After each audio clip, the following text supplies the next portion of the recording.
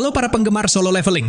Setelah kita menyaksikan Jinwo yang terlahir menjadi sang Shadow Monarch yang baru, dan ia berhasil melahap sistem leveling yang dirancang oleh sang arsitek atau patung malaikat. Ternyata ketegangannya masih belum berakhir sampai di situ saja. Karena gate rank S yang muncul di Jepang telah terbuka, dan Jinwo akan dihadapkan dengan keputusan sulit, apakah ia akan membantu menyelesaikan gate itu atau tidak? Tapi sebelum kita lanjutkan pembahasannya, bolehlah kasih like dan subscribe dulu channel ini. Semoga kalian selalu diberi kesehatan dan selalu berbahagia.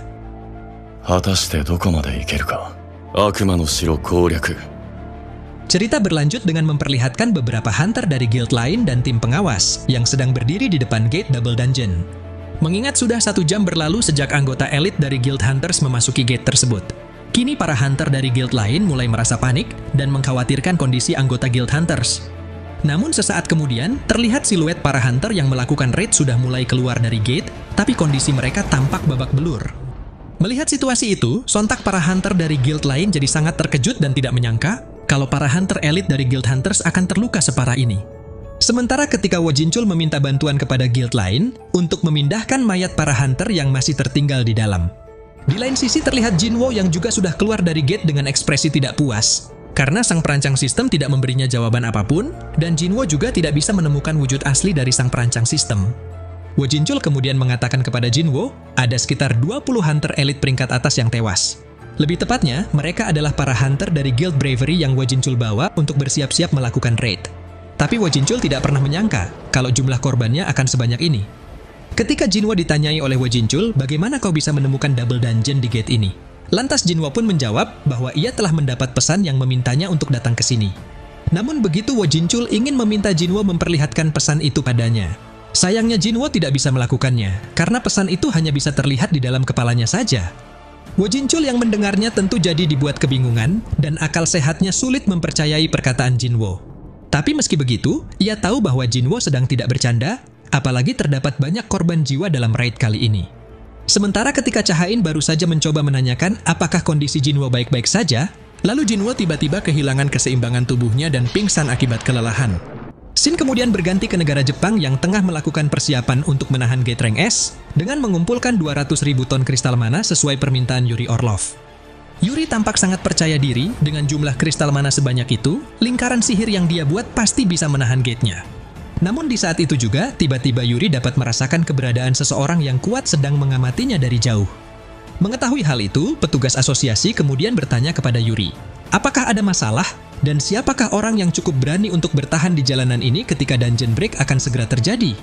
Namun anehnya, ternyata Yuri malah menjawab bahwa ia tidak mengatakan sosok tersebut adalah manusia. Dan ternyata, sesuatu yang dirasakan oleh Yuri tadi tidak lain adalah Sung Il-hwan ayahnya Jinwo, yang saat ini sedang berdiri di atap gedung sembari berkata, dia punya indera yang cukup baik. Mengingat dari mana asal kekuatan pria itu, tidak aneh jika dia bisa menyadari keberadaanku.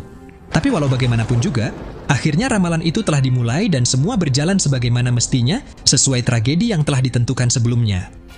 Bersamaan dengan kemunculan Sung Il-hwan yang tidak terduga dan penuh misteri, saat ini sejumlah pasukan militer dan para hunter juga telah mengamankan area sekitar, bahkan mereka juga telah mempersiapkan armada tempur seperti tank. Yang mana ketika Tawata mengatakan, bukankah senjata modern tidak akan berpengaruh besar untuk melawan para monster? Tapi kenapa pasukan militer harus dikerahkan juga? Di sini Reiji langsung menanggapinya dengan mengatakan, hal itu dilakukan sebagai antisipasi untuk mengulur waktu jika Yuri Orlov gagal. Atau dengan kata lain, selama pasukan militer dan para hunter berada di garis depan, semuanya hanya akan menjadi umpan hidup, karena tidak ada lagi yang bisa mereka lakukan selain itu. Sesaat kemudian setelah kristal mana telah selesai disebar di seluruh penjuru kota, Yuri terlihat memantau keadaan di sekitar gate sembari berkata, semua ini sudah sangat sempurna, jadi aku pasti bisa mengatasi gate ini seorang diri saja. Berdasarkan laporan dari petugas asosiasi, saat ini ada 15 hunter rank S yang akan ikut berpartisipasi. Namun negara Amerika tidak mengirimkan hunter rank S mereka ke Jepang karena gate rank S seperti ini tidak hanya muncul di Jepang saja, tetapi juga muncul di beberapa negara lain termasuk Amerika, Inggris, dan India. Mendengar hal itu, Yuri tampak menyipitkan matanya dan merasa prihatin karena seluruh dunia sedang menderita akibat kurangnya orang-orang berkualitas. Lalu di saat itu juga, tiba-tiba semuanya dikejutkan dengan gate yang mulai terbuka di hadapan mereka. Cerita kemudian melompat ke beberapa hari berikutnya setelah terjadi dungeon break di Jepang. Di sini terlihat Jinwo yang akhirnya telah bangun dari pingsannya pasca insiden Double Dungeon, dan ada Yujinho yang berkunjung untuk menjenguknya. Yu Jinho tampak sangat mengkhawatirkan kondisi Jinwo yang ia pikir benar-benar sudah mati, karena tidak ada yang menyangka kalau hunter sekuat Jinwo akan tertidur selama 3 hari. Bahkan Jinwo sendiri juga terkejut saat mengetahui hal itu, lalu di dalam benaknya ia berkata, "Sepertinya aku sangat kelelahan, karena sudah lama aku tidak bisa beristirahat." Namun tak lama ketika Jinwo juga memikirkan tentang kejadian yang diperlihatkan pembuat sistem padanya, di mana itu adalah kejadian yang tidak bisa ia lupakan. Seketika Jinwo langsung jadi teringat dengan kemunculan Gate Rank S di Jepang, lalu ia segera menanyakan kepada Yu Jinho apa yang telah terjadi selama ia tertidur. Yu Jinho menceritakan, begitu gate itu terbuka dan terjadi dungeon break, semua orang tampak tercengang dan panik karena makhluk yang muncul dari dalam gate itu ternyata adalah monster tipe raksasa, yang masing-masing dari mereka memiliki kekuatan setara dengan bos Gate Rank A. Pada awalnya, Hunter Yuri Orlov masih bisa menahan para monster raksasa itu dengan sihir barrier yang ia buat. Bahkan barrier itu tidak dapat ditembus oleh para monster tersebut, meski mereka sudah mencoba menghancurkannya dengan senjata. Namun tepat ketika Yuri baru saja menyombongkan dirinya dengan mengatakan, "Kalian pikir monster rank A seperti kalian bisa melewati penangkalku?" Saat itulah muncul satu sosok monster giant kolosal yang jauh lebih besar dan kuat. Hingga kemunculan monster itu seketika langsung membuat Yuri jadi bergidik ketakutan. Dan alhasil ketika monster itu mengayunkan senjatanya untuk menghancurkan barrier Yuri dengan mudah, bahkan sampai memotong bangunan gedung yang ada di sekitar barrier itu. Pada akhirnya Raid Gate Rank S di Jepang telah gagal diselesaikan, dan hidup Yuri Orlov yang sombong harus berakhir dengan dimakan oleh monster raksasa lainnya. Di tengah situasi yang sangat mencekam, di mana amukan para monster giant terus berlanjut ke seluruh penjuru Tokyo, pasukan militer juga mencoba melancarkan serangan dari darat dengan menggunakan tank, sementara beberapa helikopter tempur juga ikut meluncurkan ribuan tembakan dari udara. Namun meski begitu, ternyata senjata tempur modern memang tidak mempan terhadap para monster giants. Bahkan kekuatan para Hunter Rank S Jepang juga tidak cukup untuk mengatasi bencana mengerikan itu, hingga menimbulkan kehancuran yang sangat parah. Setelah mendengar semua cerita yang disampaikan oleh Yu Jinho, sontak Jinwo langsung merenungkan apa yang harus ia lakukan dalam situasi ini. Sementara di tempat berbeda di ruangan kantor ayah Yu Jinho yang bernama Yu Myung-han, di sini terlihat ayah Yu Jinho yang mengalami sakit kepala akibat dirinya yang ketiduran hampir seharian penuh. Asistennya mengatakan, jika Tuan tidak bangun dalam waktu 24 jam, kami akan membawa Anda ke rumah sakit seperti yang Anda perintahkan. Lalu tanpa ingin menunggu respon dari Yu Myung-han, asistennya langsung saja memberikan sebuah laporan tentang seorang pasien yang berhasil terbangun dari penyakit eternal sleep, di mana itu adalah penyakit yang sedang diderita oleh Yu Myung-han sekarang. Begitu mengetahui bahwa pasien yang dimaksud ternyata adalah ibu Hunter Sung Jinwo, Yu Myung-han jadi bertanya-tanya, apakah itu artinya Hunter Sung Jinwo memiliki kemampuan untuk menyembuhkan penyakit eternal sleep? Scene kemudian kembali berganti ke sisi Jinwo yang sudah pulang ke rumahnya, dan ia terlihat sedang menonton berita terkini tentang situasi pertempuran di Jepang yang tampak seperti neraka. Jadi setelah Jinwo menyadari bencana ini akan menjadi seperti raid di Pulau Jeju, hingga bisa membuat seluruh Asia dalam bahaya, Jinwo berencana harus segera pergi ke Jepang untuk ikut berpartisipasi dalam raid tersebut. Namun tiba-tiba, Jinwo malah dikejutkan dengan Jin Ah yang memohon padanya agar jangan pergi ke sana. Mendengar hal itu, Jinwo langsung menatap wajah adiknya yang penuh kecemasan, dan ia tahu betul bahwa Jin Ah masih berusaha pulih dari traumanya. Jadi untuk menenangkan Jin Ah, Jinwo pun kemudian berkata, "Aku tidak akan pergi. Aku sudah menghadapi terlalu banyak masalah dan ingin beristirahat untuk sementara. Jadi kau tak perlu cemas, Jin Ah." Setelah mengatakannya, Jinwo langsung pergi ke taman untuk merenungkan kembali keputusan apa yang akan dia ambil. Jinwo kemudian mencoba berbicara dengan Beru yang telah ia tugaskan untuk menjaga Jin Ah. Yang mana setelah Jinwo menanyakan bagaimana kondisi Jin Ah selama Beru menjaganya, lalu Beru menjawab tidak ada yang aneh dari tingkah laku dia tuanku. Kini Jinwo akhirnya bisa memahami bahwa sikap adiknya barusan pasti karena dia masih merasa trauma akibat insiden di sekolah sebelumnya. Padahal selama ini, Jin Ah tidak pernah menghentikan dirinya melakukan raid selain pada raid pertamanya 4 tahun yang lalu. Sesaat kemudian ketika Jinwo sedang dalam perjalanan, sembari memikirkan apa yang harus ia lakukan, tiba-tiba ada mobil mewah yang sengaja menghampiri Jinwo dan seseorang di mobil itu langsung membawa Jinwo pergi menemui Yu Myung-han.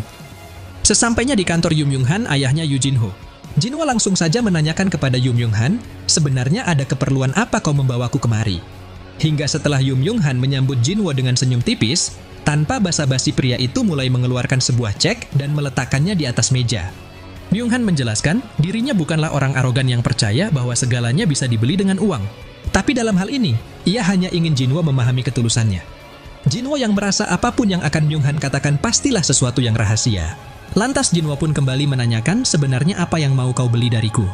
Hingga begitu Myung-han mengungkapkan bahwa ia sedang menderita penyakit Eternal Sleep seperti ibu Jinwo. Sontak Jinwo jadi sangat terkejut dan langsung membalas bertanya, apakah Yu Jinho sudah mengetahui soal penyakit ini? Namun ternyata, sampai saat ini hanya dokter, istri, sekretarisnya, dan Jinwo saja yang mengetahui Myung-han menderita Eternal Sleep. Myung-han mengungkapkan, sementara ia berusaha mencari obat kesana kemari, ia justru menemukan satu-satunya orang di dunia ini yang berhasil sembuh dari penyakit tersebut, dan orang itu tidak lain adalah ibu Jinwo. Jadi itulah sebabnya Myung-han membawa Jinwo kemari, yaitu ia ingin meminta bantuan Jinwo untuk menyembuhkan penyakitnya. Dan tentu saja, ia tidak akan pernah melupakan kebaikan Jinwo.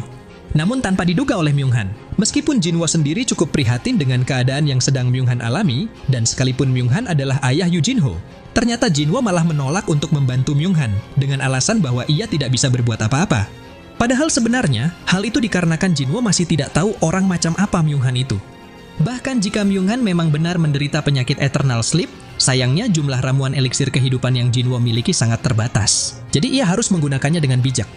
Begitu mendengar penolakan Jinwo, seketika ekspresi Myung-han langsung menunjukkan ketegangan dalam tatapannya saat ia berkata, "Kalau begitu bagaimana ibumu bisa sembuh total?" Namun Jinwo hanya menjawab, kalau ia sungguh tahu caranya dan bisa menghasilkan uang dari itu, tidak mungkin ia akan tinggal diam begitu saja. Scene kemudian kembali berganti ke negara Jepang, di mana kekacauan sudah berlangsung selama 2 hari. Ketika para monster giant terus berkeliaran tanpa kendali, dari sisi udara terlihat seorang kameramen yang terus merekam semua kejadian yang sangat mengerikan.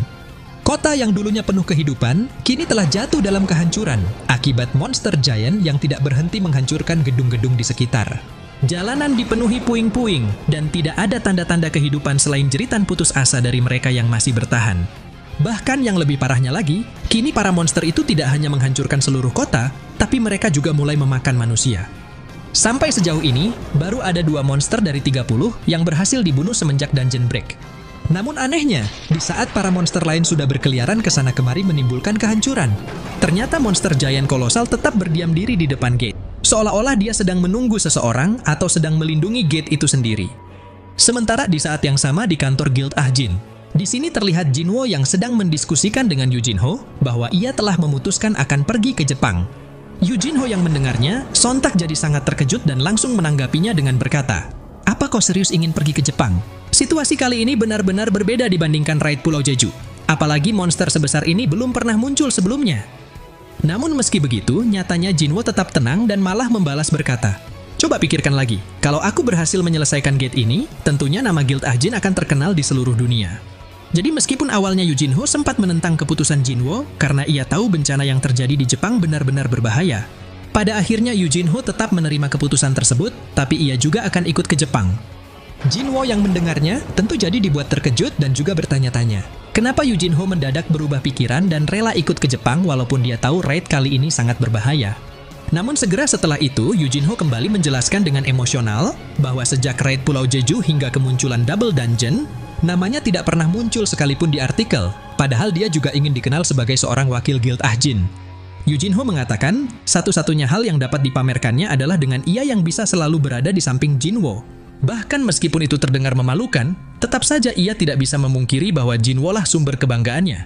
Jadi karena itulah, kemanapun Jinwo akan pergi, maka ia juga akan ikut bersama Jinwo. Lagi pula meskipun ia hanyalah hunter yang lemah, Yu Jinho tetap percaya kalau Jinwo aman, maka dirinya pasti akan aman juga. Jinwo yang mendengarnya lagi-lagi kembali dibuat terkejut dan tidak menyangka kalau Yu Jinho akan mempercayainya sampai sejauh itu. Hingga setelah Jinwo menanggapinya hanya dengan tersenyum dan langsung pergi dari sana.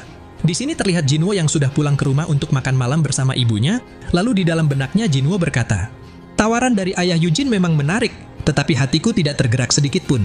Dan jika ini adalah momen di mana aku harus mengambil keputusan untuk segalanya, sepertinya aku memang harus turun ke medan perang. Tidak diragukan lagi, di dunia ini masih ada banyak orang yang lebih kuat dariku. Namun selama perkembangan kekuatanku tidak berhenti, maka untuk menjadi lebih kuat, aku harus berada di medan perang." Setelah memikirkannya dengan matang, akhirnya Jinwo telah sampai pada suatu keputusan bahwa ia memang harus pergi ke Jepang untuk bertarung melawan para monster giant yang mengancam kedamaian dunia. Tapi sebelum ia pergi, masih ada hal yang perlu Jinwo selesaikan terlebih dahulu, yaitu berbicara dengan Jin Ah dan meminta pengertiannya. Jinwo bisa memahami kalau Jin Ah sangat khawatir jika ia pergi ke medan perang. Namun meskipun ia sering dihadapkan dengan kematian, nyatanya ia selalu berhasil kembali hidup-hidup dan ia juga selalu bersyukur bisa bertemu dengan keluarganya lagi. Jadi kali ini Jinwo berjanji kepada Jinah bahwa ia pasti akan kembali pulang dengan selamat. Lagi pula sejauh apapun dirinya akan pergi, Jinwo akan selalu melindungi Jinah dengan prajurit bayangannya. Di keesokan harinya, Jinwo menghadiri acara konferensi pers yang diadakan oleh Asosiasi Hunter untuk menyampaikan pernyataannya tentang Guild Ah-jin yang akan pergi ke medan perang di Jepang. Hingga setelah Jinwo dan Ketua Go Gun Hee saling berjabat tangan sebagai tanda bahwa raid Guild Ah-jin ke Jepang telah disetujui. Pada akhirnya, Jinwo yang didampingi oleh Yujin Ho kini telah tiba di negara Jepang, dan ia sudah siap bertempur melawan para monster giants dengan tekad yang tidak tergoyahkan. Shin kemudian memperlihatkan situasi yang terjadi di area evakuasi warga yang terluka. Namun mirisnya, karena sudah ada terlalu banyak korban yang terluka akibat amukan monster. Seorang petugas militer menyampaikan, tempat ini hanya bisa menampung 3-4 orang lagi. Tapi karena di sana ada lebih dari 10 pasien yang tidak bisa bergerak, seorang dokter tetap bersikeras untuk membawa semua pasien yang ada, sebab ia dan istrinya sudah berjanji akan selalu berada di sisi mereka hingga nafas terakhir. Tapi di saat si petugas baru saja mengatakan, kalau begitu kita harus menemukan tempat berlindung terlebih dahulu. Sialnya, mereka malah dikejutkan dengan kemunculan monster giant yang berhasil menemukan tempat itu. Beberapa petugas kemudian mencoba menghentikan pergerakan monster dengan menembakinya. Namun karena tembakan kecil seperti itu sama sekali tidak mempan terhadap tubuh raksasa si monster. Naasnya, para petugas itu hampir saja kehilangan nyawanya akibat amukan monster giant. Tapi beruntung, salah satu prajurit bayangan Jinwo telah tiba di tempat dan langsung menyerang monster itu dengan tombak trisulanya, hingga membuat si monster seketika tumbang dan tubuhnya sampai terseret jauh ke belakang. Melihat kejadian itu, tentunya semua orang jadi dibuat terkejut dan juga kebingungan. Sebenarnya apa yang baru saja terjadi dan kenapa ada sosok bayangan naga laut raksasa yang melindungi mereka? Lalu di saat itu juga, akhirnya Jinwo mulai menampakkan dirinya dengan memancarkan aura sang raja yang mengintimidasi saat ia berkata, "Di sini sangatlah berbahaya. Kalian harus pergi dari sini dan carilah tempat yang lebih aman. Mulai saat ini, akulah yang akan menghadapi para monster raksasa sialan itu." Cerita berlanjut dengan Jinwo yang langsung mengerahkan prajurit bayangannya bernama Jima untuk mengamuk dan menghabisi setiap monster giant yang ada di hadapannya. Hingga setelah Jima berhasil menumbangkan beberapa monster dengan terus menusuk tubuh mereka tanpa ampun. Di sini kita pun dapat melihat Jinwo yang juga mulai bergerak melalui tubuh Jima, dan ia langsung mempersiapkan daggernya untuk membelah kepala musuh dengan satu kali serangan saja. Bersamaan dengan itu, kini berita tentang keberangkatan Jinwo ke Jepang juga telah tersebar hingga ke Amerika. Beberapa hunter Amerika yang mengetahui berita tersebut terlihat sedang membicarakan Jinwo di sebuah ruangan. Bagi mereka yang sangat mengandalkan kemampuan upgrader milik Nyonya Selner yang bisa meningkatkan kekuatan hunter, mereka pikir Jinwo pasti akan mati dalam raid Gate Rank S kali ini karena Nyonya Selner belum mengupgrade satu level pun kekuatan Jinwo. Bahkan meskipun Jinwo adalah seorang hunter yang mengalami kebangkitan ganda dan berhasil menyelesaikan raid Pulau Jeju, tetap saja, menurut mereka hunter yang terlalu percaya diri dengan kekuatannya akan mati terbunuh. Karena para serangga di Pulau Jeju tentu tidak bisa disamakan dengan kekuatan monster raksasa. Dan saking sombongnya para hunter Amerika ini, mereka yang meremehkan kemampuan Jinwo sampai-sampai menjadikan momen pertempuran Jinwo sebagai ajang taruhan. Di mana salah satu dari mereka ada yang mempertaruhkan kapal pesiarnya jika Jinwo mati dalam 1 hari, lalu ada juga yang mempertaruhkan rumahnya jika Jinwo mati dalam 2 hari. Namun di tengah-tengah perbincangan para hunter yang sombong tersebut, tiba-tiba mereka dikejutkan dengan suara Thomas Andre yang duduk membelakangi mereka dan bertanya, "Apakah kalian semua yakin?" Thomas adalah satu-satunya orang di antara mereka yang mengakui kekuatan Jinwo dan percaya bahwa Jinwo pasti akan selamat. Jadi untuk membungkam mulut para hunter kroco yang sombong itu, di sini Thomas juga ingin ikut mempertaruhkan gedung Guild Scavenger miliknya dengan taruhan bahwa Jinwo pasti akan bertahan hidup. Sementara ketika Thomas mengatakan, "Menurut kalian berapa banyak di antara kita yang akan bertahan hidup saat dungeon break di wilayah kita dimulai? Besok aku yakin situasi di sini juga akan menjadi menarik." Shin kemudian kembali berganti ke negara Jepang, di mana pasukan bayangan semut milik Jinwo mulai mengerumuni tubuh salah satu monster giant. Tim reporter yang meliput kejadian itu dari udara, sontak jadi sangat terkejut dan tidak percaya akan pemandangan mengerikan yang sedang mereka lihat. Bahkan hanya dalam sekejap, segerombolan prajurit semut itu mampu mengalahkan monster raksasa tersebut dengan memakan setiap bagian tubuhnya. Sementara ketika melihat masih ada seorang anak kecil yang berlari ketakutan dari kejaran monster lain yang ingin memangsanya. Dengan cepat, Igris segera datang menyelamatkan gadis kecil itu dan langsung menebas lengan musuh menggunakan pedangnya. Lalu disusul dengan Iron yang juga sudah bersiap untuk menghantam kepala musuh menggunakan senjata kapaknya. Hingga membuat monster itu seketika tumbang, kemudian Iron mulai menyombongkan dirinya di hadapan Igris dengan tersenyum bangga. Melihat kejadian itu, Jinwo merasa lega, karena prajurit bayangannya telah melakukan pekerjaan dengan baik, dan Iron jadi semakin bersemangat setelah dia naik level. Lalu ketika ada prajurit militer yang ingin mengucapkan terima kasih kepada Jinwo karena sudah menyelamatkan mereka. Di sini Jinwo langsung menanggapinya dengan memberikan pujian, "Kau juga hebat prajurit pemberani." Jinwo kemudian meminta Yujinho untuk membantu menyelesaikan proses evakuasi warga. Hingga begitu area pertempurannya sudah sepi dan hanya ada Jinwo di sana. Kini tibalah saatnya bagi Jinwo untuk mulai serius dan menambah jumlah pasukannya dengan membangkitkan para monster giant yang sudah dikalahkan. Lalu di saat itu juga, satu persatu mayat monster giant yang tergeletak di sana telah berhasil diekstrak menjadi prajurit bayangan. Sementara di tempat berbeda di ruangan pusat komando Jepang yang tengah memantau situasi perang. Di sini terlihat seorang petugas yang melaporkan bahwa kota Nagoyashi sudah berhasil direbut kembali, bahkan situasi di beberapa kota lainnya juga telah terkendali. Matsumoto yang mendengar kabar itu sontak jadi sangat terkejut dan tidak percaya. Bagaimana mungkin situasi pertempurannya telah berbalik hanya dalam waktu singkat berkat kemunculan Hunter Sung Jinwo. Hingga sampailah ketika Matsumoto teringat pertemuannya dengan Jinwo di bandara yang menatapnya dengan sorot mata tajam dan penuh keyakinan. Kini Matsumoto akhirnya menyadari ternyata ia sudah salah meragukan kekuatan Jinwo. Bahkan sebelumnya ia telah berpikir mustahil bagi Jinwo untuk mengalahkan semua monster itu sendirian, tidak peduli walaupun Jinwo berada di level yang lebih tinggi dari semua hunter yang pernah Matsumoto temui. Tapi pada kenyataannya, sekarang Jinwo benar-benar nge-solo raid Jepang dengan kekuatan yang tidak masuk akal. Dan itu jadi membuat Matsumoto terus mengucurkan keringat dinginnya saat ia memikirkan betapa kuatnya Hunter Sung Jinwo. Kembali lagi ke situasi yang terjadi di medan pertempuran. Yang mana setelah Jinwo memberikan nama kepada prajurit bayangan giant hanya dengan nomor urut dari 1 sampai 6. Di sini terlihat Beru yang datang menghampiri Jinwo untuk melapor. "Rajaku yang agung, saya juga telah menghabisi musuh-musuh yang lain." Mendengar hal itu, Jinwo berencana akan bergerak menggunakan skill Shadow Exchange dan menjadikan mayat monster lain sebagai prajuritnya juga. Tapi karena Jinwo tahu pertempuran sesungguhnya baru saja akan dimulai dari sekarang, lantas Jinwo telah mengerahkan para prajurit bayangannya ke seluruh Jepang untuk membantu para hunter lain membunuh monster giant. Di mana Tusk yang menggunakan sihir apinya untuk membakar kepala musuh, sementara di tempat lainnya, Tank juga telah bertarung bersama para hunter yang ada untuk menumpas habis semua monster yang tersisa. Dengan sumber daya kekuatan sihir yang Jinwo miliki, kini para monster itu sudah tidak memiliki kesempatan untuk menang karena prajurit bayangan bisa langsung beregenerasi setelah mereka terbunuh. Namun tanpa diduga oleh Jinwo, berhubung saat ini juga terjadi beberapa dungeon break lain di seluruh penjuru Jepang. Sialnya, proses evakuasi dan pembasmian monster yang mengambil alih kota harus dilakukan secara bersamaan. 7 hari kemudian, sejak dungeon break Gate Rank S dimulai. Di sini terlihat Jinwo dan Yujinho yang sedang berjalan menyusuri kota dengan pemandangan gedung-gedung yang sudah hancur lebur. Hingga sampailah ketika mereka telah tiba di penghujung jalan, dan posisinya berhadapan langsung dengan monster giant kolosal yang masih berdiam diri di depan gate. Tiba-tiba mereka dihampiri oleh Mbak Hanekawa yang ingin menyampaikan bahwa tidak ada lagi seorang pun yang tersisa di Tokyo selain mereka bertiga. Tingkat kerusakan di Tokyo bahkan tidak bisa divalidasi akibat para monster giant yang menyebar telah keluar dari sini. Sebelumnya ada 16 Hunter Rank S yang dikerahkan termasuk Jinwo untuk mengatasi dungeon break yang terjadi di beberapa negara. Namun sayangnya, ternyata sudah ada 3 Hunter Rank S yang gugur di medan perang, yang salah satu di antaranya adalah Yuri Orlov. Diketahui monster giant yang keluar dari gate ini berjumlah 31 raksasa, dan satu dari mereka telah melintasi laut menuju Cina. Lalu ketika Hanekawa juga mengungkapkan rasa terima kasihnya kepada Jinwo yang mau membantu Jepang, hingga sebagian besar monster berhasil dibunuh.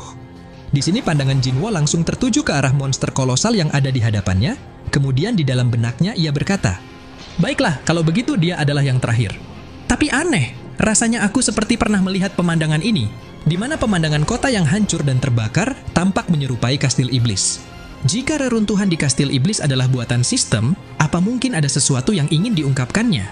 Namun sayangnya, sang perancang sistem sudah mati dan menghilang. Bahkan sampai sekarang tidak ada lagi tanda-tanda darinya yang mencoba menghubungiku melalui pesan sistem. Tapi jika tujuan dibuatnya kastil iblis adalah untuk menunjukkan masa depan padaku, maka aku hanya perlu menghentikan semuanya.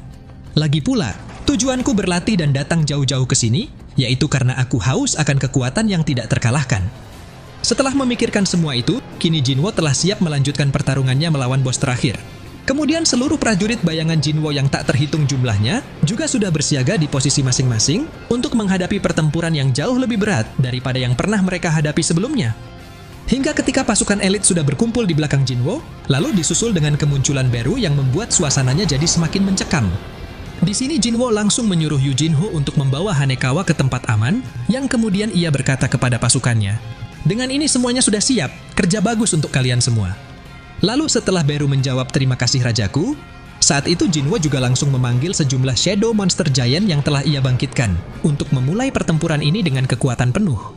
Jadi begitu Jinwo memberi perintah kepada seluruh pasukannya untuk menyerang, seketika semuanya langsung bergerak untuk menyerbu monster giant kolosal, hingga membuat seluruh udara dipenuhi dengan gema raungan perang. Namun siapa sangka, tepat ketika sejumlah pasukan bayangan sudah hampir mencapai tempat musuh, tiba-tiba monster itu juga mulai membuat pergerakan dan langsung mengayunkan tebasan pedangnya yang dahsyat. Hingga sejumlah besar pasukan bayangan Jinwo telah dilenyapkan, dan barisan mereka juga sampai terbelah. Jinwo yang melihatnya sontak jadi dibuat terkejut dan tidak percaya kalau ratusan prajurit bayangannya telah dihabisi hanya dengan satu serangan saja. Jinwo kemudian berkata di dalam benaknya, "Monster itu memiliki tubuh yang sangat besar. Bahkan aku sempat ingin kabur dari tempat ini karena energi sihirnya yang sangat mengerikan. Tapi karena tidak nyaman rasanya untuk membiarkan makhluk seperti dia hidup, maka aku harus segera memusnahkannya."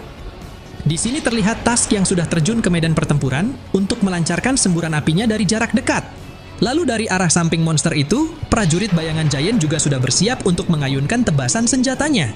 Namun berhubung monster kolosal masih bisa menahan sihir api Tusk dengan satu tangannya saja, yang kemudian ia juga langsung mengayunkan tebasan pedangnya kepada prajurit Giant tadi. Di saat itu juga, segerombolan prajurit semut segera memberikan bantuan dengan menggerogoti kaki monster itu. Tapi lagi-lagi, ternyata monster itu juga mampu mengalahkan pasukan semut hanya dengan mengayunkan kakinya ke udara. Beru yang melihatnya sontak jadi dibuat sangat marah dan tidak tahan lagi untuk ikut bertempur. Namun Jinwo segera menahan Beru karena masih belum saatnya bagi Beru dan Igris untuk menyerang. Bahkan meskipun Jinwo memang sudah memperkirakan pertarungan ini tidak akan mudah, Jinwo sengaja terus menekan musuh hingga menemukan kelemahannya.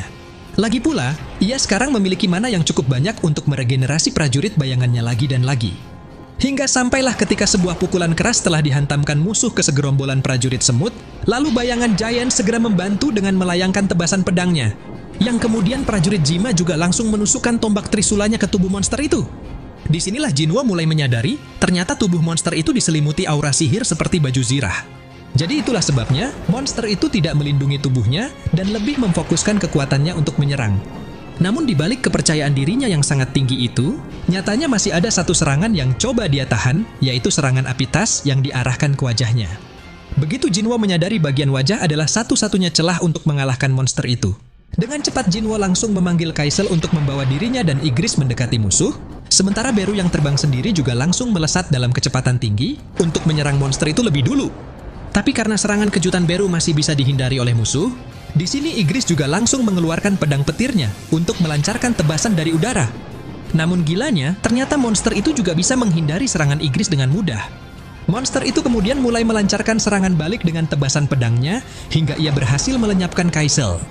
Namun betapa terkejutnya si monster, ternyata Igris dan Jinwo masih sempat menghindari serangan tadi dengan segera melompat ke tangan monster itu.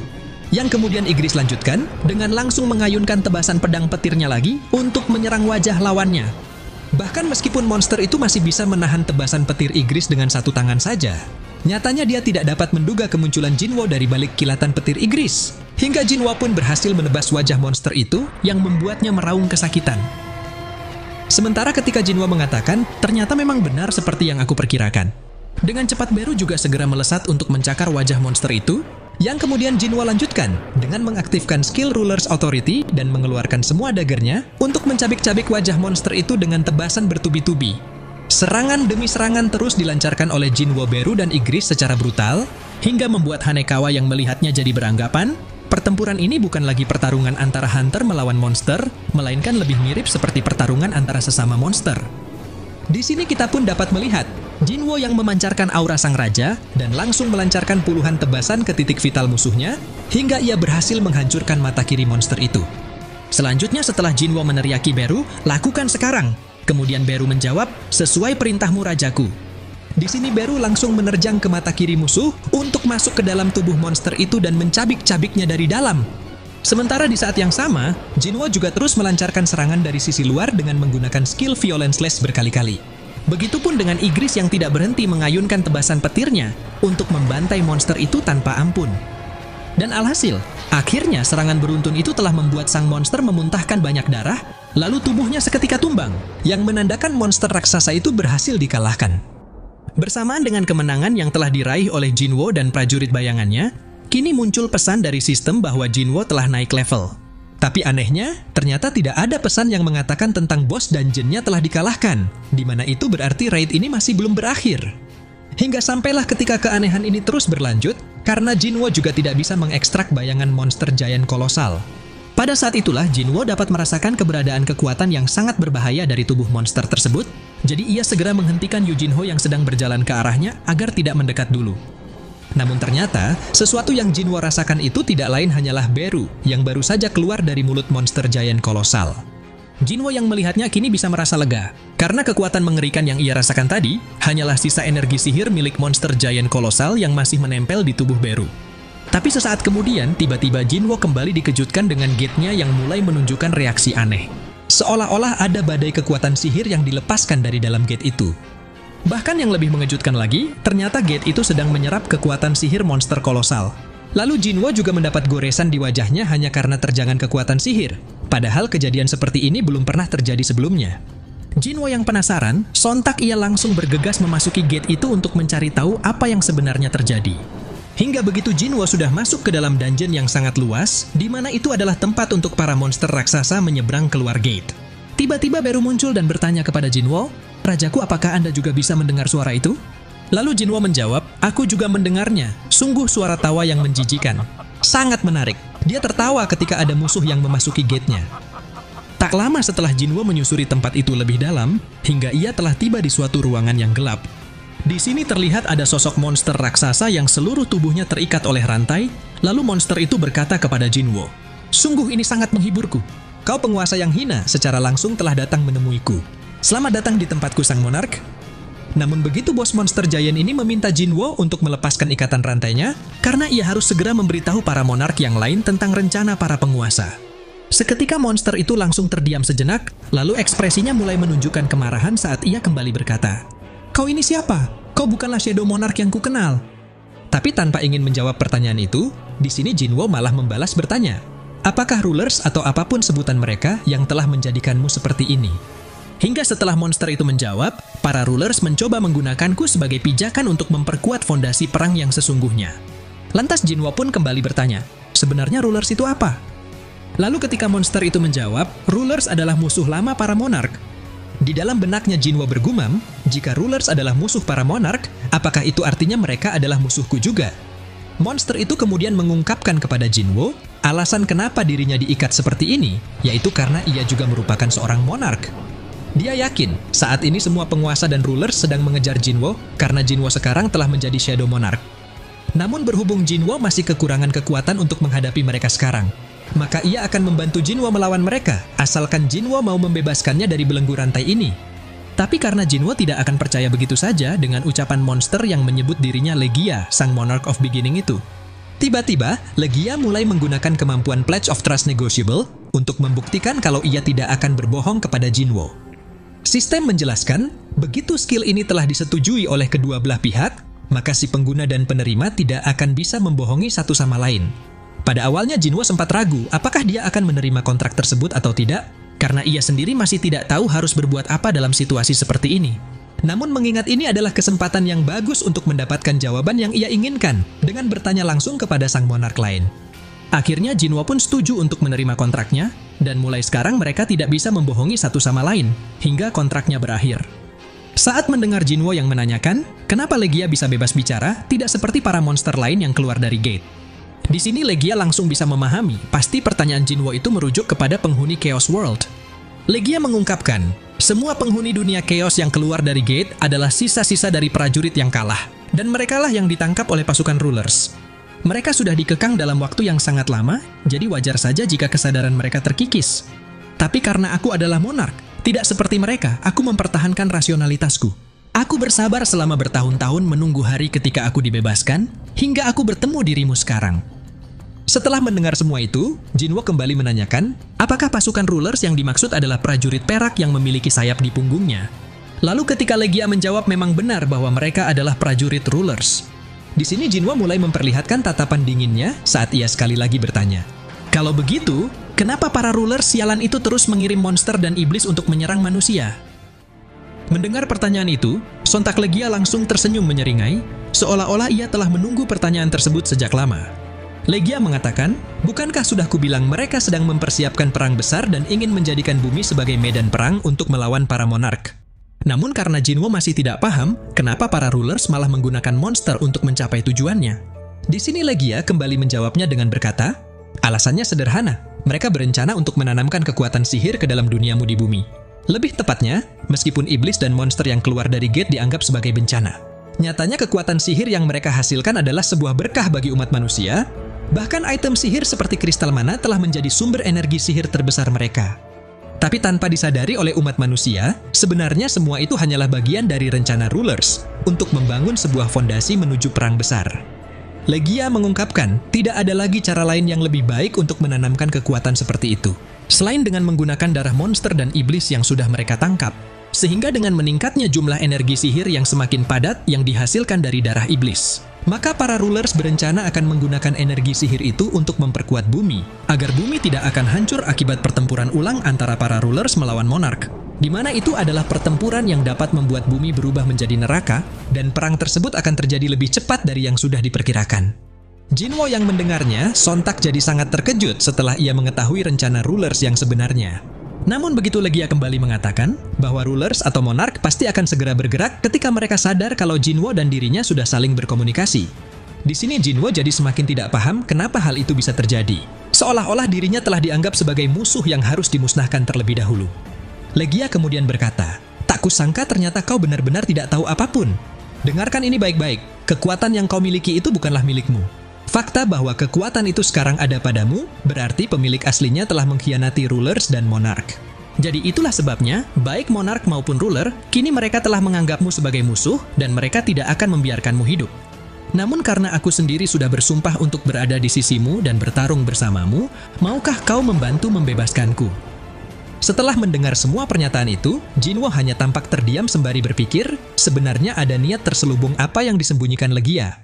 Hingga sampailah ketika Jinwo membalasnya dengan tatapan dingin, dan seluruh tubuhnya seolah-olah diselimuti oleh sosok Shadow Monarch saat ia berkata, kalau kau benar-benar bersedia membantuku, bukankah lebih baik kau menjadi prajurit bayanganku? Sontak mata Legia langsung terbelalak kaget, karena ia tidak menyangka akan melihat sosok Shadow Monarch walaupun hanya sekilas. Namun meski begitu, sayangnya Legia tetap tidak bisa menjadi bawahan Jinwo. Sebab ketika ia mati, rohnya tidak akan bisa dilepaskan dari wujudnya, dan hal yang sama juga berlaku terhadap rulers dan para monark lain. Mendengar hal itu, kini Jinwo jadi bisa memahami situasinya. Tapi entah kenapa, Jinwo masih merasa ada yang tidak beres di sini, seolah-olah seperti ada sesuatu yang terlewatkan. Jadi ketika Jinwo mulai mengeluarkan daggernya, dan ia langsung memotong sebagian rantai yang membelenggu Legia sesuai janjinya. Di sini Jinwo pun kembali menanyakan, kau bilang kau akan memihak padaku, apakah itu benar? Lalu setelah Legia menjawab, tentu saja, jika kau membantuku, maka aku juga akan menolongmu. Pada saat itulah Jinwo dapat menyadari niat busuk Legia dari ekspresinya yang menunjukkan sebuah kebencian. Ditambah lagi ketika Jinwo kembali menanyakan, apakah Legia juga bersedia akan berada di pihak manusia? Namun Legia hanya terdiam tanpa bisa menjawabnya. Kini Jinwo jadi semakin yakin, keheningan Legia itu adalah bukti nyata bahwa dia memang sedang menyembunyikan sesuatu. Jinwo kemudian mulai menatap kristal mana yang tertanam di punggung Legia sembari berkata, kristal mana di punggungmu itu? Aku tahu jika kau memilikinya, maka kau juga harus tunduk pada perkataan rulers, seperti monster lain yang diperintahkan untuk membunuh manusia. Legia yang mendengarnya sontak jadi dibuat sangat kesal dan langsung menyerang Jinwo, karena rencananya untuk memanfaatkan Jinwo telah gagal. Namun Jinwo masih bisa menghindari serangan itu dengan mudah, lalu ia berkata, kurasa inilah saatnya untuk membatalkan kesepakatan di antara kita. Di sini kita pun dapat melihat, Jinwo yang langsung menusuk tubuh Legia menggunakan daggernya sembari mengatakan, lagi pula terlalu berbahaya jika aku membiarkanmu hidup, karena kau bisa menjadi sebuah bencana. Lalu setelah Legia menjawab kau salah, lebih tepatnya kaulah yang akan menjadi bencana sesungguhnya. Saat itu Legia sekali lagi mencoba menyerang Jinwo dengan ingin memakan kepalanya. Namun dengan cepat, Jinwo sudah bergerak lebih dulu untuk menusuk titik vital Legia yang membuatnya memuntahkan darah dan jadi semakin melemah. Bahkan meskipun Legia terus mencoba menyerang Jinwo dengan sekuat tenaganya, sialnya tidak ada satupun serangan Legia yang bisa mengenai Jinwo, Tapi justru Jinwo lah yang terus-menerus menghantam dirinya dengan tusukan mematikan. Lalu di dalam kondisinya yang sudah tidak bisa bertarung lagi, Legia pun kembali berkata kepada Jinwo, "Kuperingatkan padamu, selagi pertempuran antara manusia melawan penghuni Chaos menjadi semakin sering, maka akan semakin cepat pula duniamu menjadi zona perang yang ganas. Aku berdoa atas karma perang. Semua yang kau sayangi dan ingin kau lindungi akan berubah menjadi abu." Mendengar hal itu, Jinwo tidak merasa gentar sedikit pun terhadap ancaman Legia. Karena selama dirinya masih hidup, maka ia tidak akan membiarkan semuanya terjadi seperti yang Legia inginkan. Lalu dengan satu tebasan cepat, seketika kepala Legia sudah terpenggal dari tubuhnya, yang kemudian muncul pesan dari sistem bahwa Jinwo telah berhasil mengalahkan bos dungeon bernama Legia, salah satu dari 9 original Monarch. Namun berhubung jumlah experience yang Jinwo peroleh dari mengalahkan Legia terlalu besar, ternyata sistem memerlukan waktu yang cukup lama untuk menghitung poin experience Jinwo. Hingga sampailah ketika Jinwo menunjukkan rasa kecewanya, karena Legia tidak bisa ia jadikan prajurit bayangan, tapi setidaknya ia bisa mengambil inti tubuh Legia sebagai souvenir. Kini muncul lagi pesan dari sistem yang mengatakan bahwa Jinwo telah naik level beberapa kali, hingga Jinwo sekarang sudah mencapai level 122. Sementara itu, di belahan dunia lain yang berlokasi di rumah seorang Hunter Rank S level nasional di negara Amerika. Di sini terlihat ada sebuah helikopter yang mendarat di kediaman Hunter Christopher Reed, lalu muncullah Nyonya Selner yang datang bersama wakil ketua Asosiasi Hunter Amerika. Christopher yang melihat kedatangan mereka, lantas ia langsung berkata dengan nada tajam, "Ada keperluan apa kalian datang jauh-jauh ke sini? Jika ini tentang Gate Rank S yang muncul, dengan tegas aku akan langsung memberitahu kalian bahwa aku tidak akan pergi." Namun Nyonya Selner segera menjelaskan bukan itu alasannya datang kemari, melainkan ada permasalahan yang jauh lebih serius, yaitu dalam waktu dekat, ada kemungkinan Christopher akan mati dibunuh. Christopher yang mendengarnya, sontak ia langsung menghentakkan cangkir minumannya, lalu sambil memperlihatkan tatapan tajamnya ia membalas berkata, "Nyonya Selner, sejujurnya aku belum melupakan jasamu yang telah mengupgrade kekuatanku, tapi kita tidak cukup akrab untuk saling bertukar lelucon." Meski begitu, ternyata Nyonya Selner tetap menunjukkan keseriusannya saat ia kembali berkata, "Baru-baru ini aku bermimpi buruk tentang dirimu, dan di dalam mimpi itu kau telah dibunuh oleh sosok misterius." Christopher yang mendengarnya sontak jadi dibuat semakin kesal dan menganggap percakapan ini hanyalah omong kosong. Lagi pula karena dirinya adalah hunter tingkat nasional, tentu saja ia sangat percaya diri tidak akan ada seorang pun yang bisa membunuhnya. Bahkan meskipun ia akan mempercayai mimpi yang dikatakan oleh Selner. Christopher ingin bertanya kepada Selner, memangnya ada orang yang lebih kuat yang bisa membantu seorang hunter level nasional selamat dari kematian ini? Hingga sampailah ketika Selner menjawabnya dengan penuh keyakinan bahwa mungkin ada seseorang yang bisa melakukannya, dan orang itu adalah Hunter Sung Jinwo. Seketika Christopher langsung terdiam, lalu Shin kembali berganti ke sisi Jinwo yang telah keluar dari gate sembari bergumam di dalam benaknya. "Aku sudah membunuh sang Monarch of Beginning. Kurasa itu adalah pilihan yang tepat.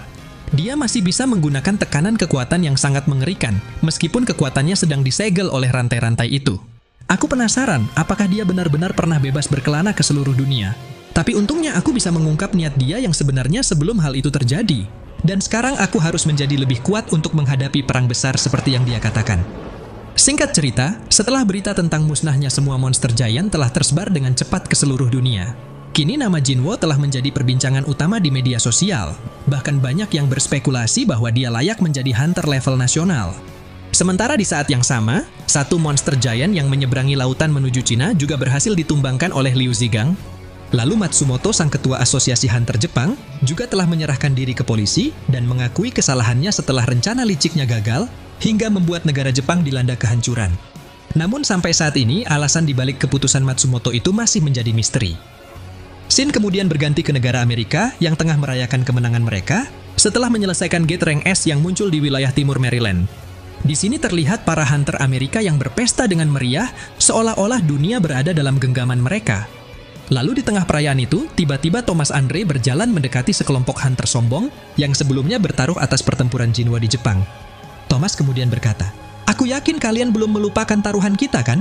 Kau bertaruh kapal pesiarmu, sedangkan kau bertaruh rumah mewahmu." Namun ketika Thomas melontarkan pertanyaan kepada pria botak yang tampak gelisah, "Kau bertaruh apa ya?" Sontak si hunter botak itu segera menjawab bahwa ia tidak pernah bertaruh apapun. Tapi meski begitu, ternyata Thomas tetap ingin meminta sesuatu darinya dengan berkata, "Sepertinya dasi yang kau pakai itu lumayan bagus, aku menginginkan dasimu." Tak lama setelah Thomas berhasil memaksa hunter botak tadi untuk menyerahkan dasi tersebut dan ia langsung memakainya. Thomas langsung dihampiri asistennya yang ingin memberikan tanggapan bahwa dasi yang dipakai Thomas itu memang mahal, tapi tidak cocok dengan kemeja Hawaii yang dia kenakan sekarang. Dan alhasil, Thomas segera membuang dasi tersebut karena ia juga berpikir begitu, lalu asistennya kembali berkata, "Saat ini ada masalah yang lebih penting dari itu. Daftar guild yang akan ikut berpartisipasi dalam konferensi internasional telah dirilis, dan Guild Ahjin dari Korea milik Sung Jinwo adalah salah satu di antaranya." Sementara ketika Thomas menanggapi laporan itu dengan tersenyum lebar sembari mengatakan, "Jadi dia akan datang ke Amerika ya?" Scene kemudian kembali berganti ke sisi Jinwo yang masih berada di Jepang, dan ia terlihat sedang memandangi sejumlah prajurit bayangan Giant yang berhasil dibangkitkan. Sebenarnya Jinwo agak sedikit menyayangkan, karena satu monster Giant yang menuju Laut Cina tidak bisa ia jadikan prajurit bayangannya. Namun meski begitu, Jinwo sudah merasa cukup puas dengan tambahan yang ada saat ini, sehingga pasukannya telah berkembang menjadi semakin kuat. Saat menyaksikan pemandangan yang luar biasa itu, sontak telah membuat beberapa prajurit militer tampak tercengang dan tidak percaya. Bagaimana Jinwo bisa merubah para monster raksasa itu menjadi pasukannya?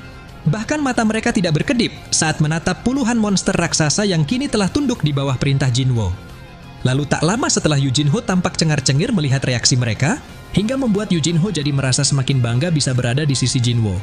Tiba-tiba Hanekawa menghampiri Yujinho untuk menyampaikan bahwa ada seseorang yang menghubunginya lewat telepon dan situasinya sangat urgent.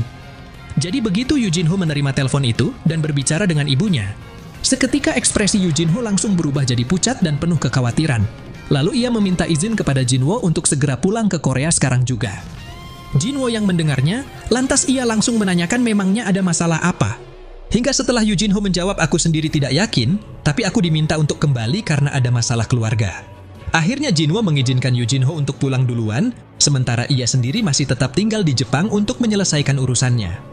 Tak lama kemudian setelah Yujinho telah tiba di Bandara Incheon, Korea. Kedatangan Yujinho telah ditunggu oleh asisten ayahnya, lalu mereka langsung bergegas pergi ke rumah sakit. Jadi ketika asisten itu mengungkapkan alasan kenapa Yujinho diminta pulang, yaitu karena ayah Yujinho telah tertidur untuk selamanya akibat penyakit eternal sleep yang dideritanya. Sontak hal itu jadi membuat Yujinho sangat cemas dan mengkhawatirkan kondisi ayahnya. Namun sayang, Yujinho tidak diperbolehkan untuk berada di dekat ayahnya, karena keberadaan seorang hunter yang tidak bisa mengendalikan sihirnya hanya akan memperburuk kesehatan penderita eternal sleep. Mengetahui hal itu, lagi-lagi Yujinho jadi merasa tidak berguna sebagai seorang anak. Tapi segera setelahnya, asisten tersebut kemudian mulai memberikan sebuah buku yang dikerjakan oleh Yum Yung Han tepat sebelum ia tertidur panjang. Dan dia sangat yakin bahwa Yujinho pasti sangat membutuhkan buku itu sekarang. Dengan tangan yang gemetar, Yujinho mulai membuka lembaran buku itu halaman demi halaman. Dan betapa terkejutnya Yujinho, ternyata buku itu berisi artikel tentang dirinya, serta apapun yang sedang ia kerjakan bersama Jinwo di Guild Ahjin. Lalu dengan air matanya yang mulai berlinang, Yujinho kemudian berkata, "Jadi ayah masih memiliki kebiasaan yang sama sepertiku dan menempelkan semua artikel yang dia sukai." Asistennya menjawab, "Sebenarnya Presiden Yum Yung Han bukannya tidak menyukai Anda. Hanya saja, ekspektasinya terhadap Anda itu sebesar cintanya kepada Anda." Yujinho yang mendengarnya sontak jadi tidak bisa menahan air matanya lagi, karena ia tidak pernah menyangka ayahnya tetap memperhatikan dirinya meskipun ia sudah pergi meninggalkan rumah. Namun tanpa disadari oleh Yujinho dan siapapun yang ada di rumah sakit itu.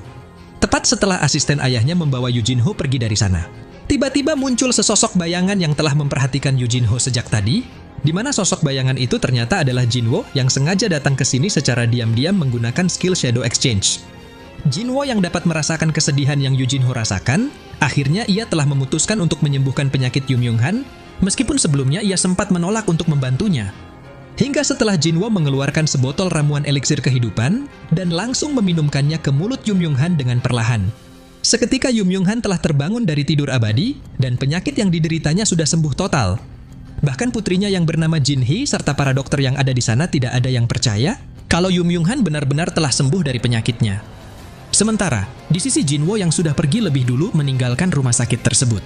Di sini terlihat Jinwo yang tersenyum lega dan merasa puas. Karena keputusannya untuk mengikuti Yujinho sangat tepat, hingga ia sekali lagi bisa memberikan bantuan kepada rekannya itu. Lalu sembari Jinwo yang berjalan pergi dari sana, Jinwo pun kemudian berkata, "Mungkin ini agak sedikit terlalu awal, tapi anggap saja ini adalah ucapan selamat ulang tahun untukmu Yujinho." Nah, cerita berlanjut dengan memperlihatkan Christopher Reed sang hunter level nasional yang sedang tidur di kamarnya, namun tiba-tiba ia terbangun saat inderanya dapat merasakan ada sesuatu yang tidak wajar. Christopher yang penasaran Lantas ia langsung memeriksa situasi di rumahnya dalam keheningan yang mencekam. Hingga ketika Christopher menyadari suasana di rumahnya terlalu sepi, seolah-olah rumah itu telah terisolasi dari dunia luar. Di sini Christopher langsung mengambil segelas minuman dan sengaja menjatuhkannya ke lantai hingga pecah berkeping-keping. Tapi anehnya, ternyata tidak terdengar suara apapun dari gelas yang pecah itu. Lalu matanya melirik ke setiap sudut ruangan dengan penuh kewaspadaan sembari berkata, apa yang sebenarnya terjadi? Bahkan angin yang seharusnya berhembus melalui jendela terasa terhenti. Di tengah kebingungannya, sesaat Christopher sempat teringat dengan perkataan wakil direktur Asosiasi Hunter yang telah menyarankannya untuk meminta bantuan Jinwo. Namun bertepatan dengan Christopher yang baru saja memikirkan, apakah kejadian ini ada kaitannya dengan mimpi Nyonya Selner sebelumnya? Pada saat itulah, Christopher dikejutkan dengan kemunculan sesosok pria berambut pirang yang menatap tajam ke arahnya, dengan tekanan energi yang membuat udara di sekitar jadi terasa sangat berat.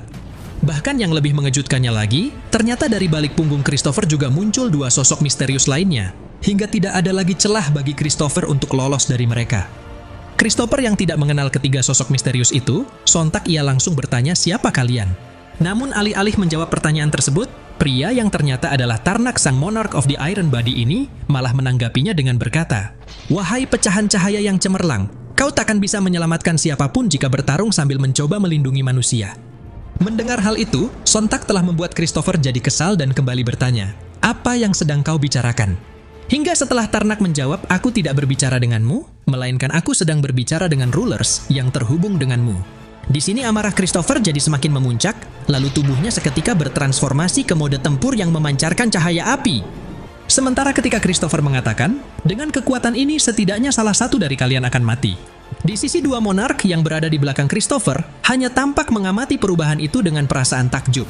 Karena ini adalah pertama kalinya mereka melihat manifestasi rulers melalui tubuh seorang manusia.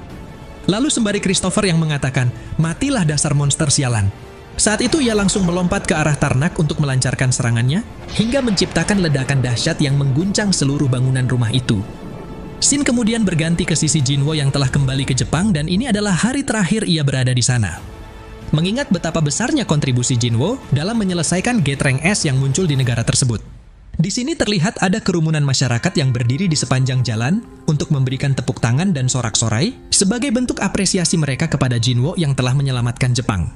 Beru yang mengetahui ada 100.000 orang yang berkumpul di sana, kemudian ia berkata kepada Jinwo, "Rajaku, lihatlah rakyatmu sedang memberikan penghormatan yang tulus kepadamu, jadi sebaiknya Anda melambaikan tangan untuk mereka." Namun Jinwo hanya menjawab, "Kau salah paham Beru, situasinya tidak seperti yang kau pikirkan."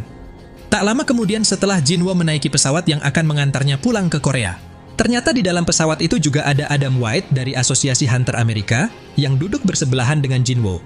Namun tentunya Jinwo tahu pertemuan ini bukanlah kebetulan, karena Adam White pasti sudah mengatur semuanya agar mereka berdua bisa berbicara. Adam mengatakan ia merasa terhormat bisa bertemu lagi dengan Jinwo. Lalu begitu Jinwo menjawab, bukankah negosiasi di antara mereka sudah batal? Lantas Adam langsung meminta maaf kepada Jinwo karena telah menemuinya tanpa memberitahu terlebih dahulu, tapi sesuatu yang akan ia sampaikan kali ini sangat penting. Adam kemudian mulai membuka laptopnya dan memperlihatkan sebuah rekaman video kebakaran besar sembari menjelaskan kepada Jinwo. Orang yang memicu api ini adalah Christopher Reed, salah satu hunter level nasional. Kami telah mengerahkan 1.800 petugas pemadam kebakaran dan 14 hunter mage untuk memadamkan api tersebut. Melihat apinya sampai sekuat ini, kami menduga sepertinya telah terjadi pertarungan di tempat kejadian. Awalnya kami juga sulit mempercayainya, tapi Christopher sudah mati secara mengenaskan saat kami menemukannya. Lalu ketika Adam memperlihatkan sebuah foto dan kembali mengatakan, ini adalah pria yang dicurigai oleh Asosiasi Hunter Amerika sebagai pelaku pembunuhan Christopher. Sontak mata Jinwo langsung terbelalak kaget dan emosinya seketika memuncak karena seseorang yang terpampang di foto itu adalah ayahnya sendiri. Dan di saat itu juga, Jinwo langsung memancarkan aura mengerikan saat ia menggunakan skill Ruler's Authority untuk meremukkan laptop di pangkuannya sambil mencengkram tubuh Adam sampai melayang di udara. Jinwo kemudian berkata dengan suara yang dipenuhi kemarahan, "Jika ini adalah semacam lelucon, maka kau tidak akan bisa keluar dari sini hidup-hidup." Melihat kejadian itu, beberapa anggota Biro Hunter segera bertindak untuk membantu Adam, tapi Adam segera menghentikan mereka agar jangan mendekat. Lalu ia juga mencoba menjelaskan situasinya kepada Jinwo sambil terus menahan rasa sakitnya. Adam mengatakan, orang yang ada di foto itu ditemukan saat ia keluar dari dungeon, jadi mungkin saja dia bukanlah orang yang kau kenal. Kemudian ketika Jinwo menyipitkan matanya dan bertanya, "Apa maksudmu dia keluar dari dungeon?" Lantas Adam pun kembali melanjutkan penjelasannya dengan berkata, gelombang energi sihir yang dimiliki oleh pria itu tidak seperti manusia. Bahkan dia juga menyerang hunter rank S kami hingga menyebabkan kehancuran yang cukup besar. Jinwo yang mendengarnya, kemudian ia langsung melepaskan cengkramannya dari tubuh Adam sembari berkata, jadi apakah maksudmu ayahku adalah dalang insiden itu? Namun Adam hanya menjawab, setelah hunter kami dikalahkan dan dihajar habis-habisan oleh pria tersebut, aku mencoba mencari informasi yang dirahasiakan asosiasi hunter, tapi tiba-tiba semua informasi tentang insiden itu menghilang begitu saja. Aku bisa memahami perasaanmu saat mengetahui hal ini, tapi pada kenyataannya, semua petunjuk yang ada telah memperjelas dialah tersangkanya. Lalu ketika Jinwo sekali lagi bertanya, jadi atas alasan apa kau menunjukkan foto ini padaku? Disinilah Adam memberitahu kepada Jinwo tentang konferensi Guild Internasional yang akan segera diadakan untuk mengangkat kasus orang ini ke forum dunia. Atau dengan kata lain, Asosiasi Hunter Amerika menginginkan investigasi terhadap orang ini tidak dirahasiakan lagi. Adam mengungkapkan, akibat insiden ini Asosiasi Hunter Amerika telah kehilangan hunter level nasional mereka yang sangat berharga. Jadi karena itulah, mereka akan melakukan segala cara untuk menangkap pelakunya. Sejujurnya Asosiasi Hunter ingin mempertahankan hubungan baik dengan Jinwo hingga akhir. Dan itulah kenapa mereka telah mempersiapkan pertemuan ini agar bisa memberitahu Jinwo terlebih dahulu sebelum kasus tersebut dipublikasikan. Setelah mendengar semua itu, sontak telah membuat amarah Jinwo jadi semakin berkecamuk. Ia ingat dengan jelas, ayahnya menghilang 10 tahun lalu dalam sebuah insiden dungeon break yang tidak pernah terjelaskan. Tapi sekarang dia malah kembali sebagai monster. Sebenarnya apa yang terjadi padanya? Beberapa hari kemudian, setelah Asosiasi Hunter Amerika merilis daftar undangan konferensi Guild Internasional, partisipasi Ahjin Guild telah menyebabkan keributan besar dan menjadi topik pembicaraan yang hangat. Satu-satunya hunter tingkat tinggi di dalam Ahjin Guild adalah Sung Jinwo sang Guildmaster.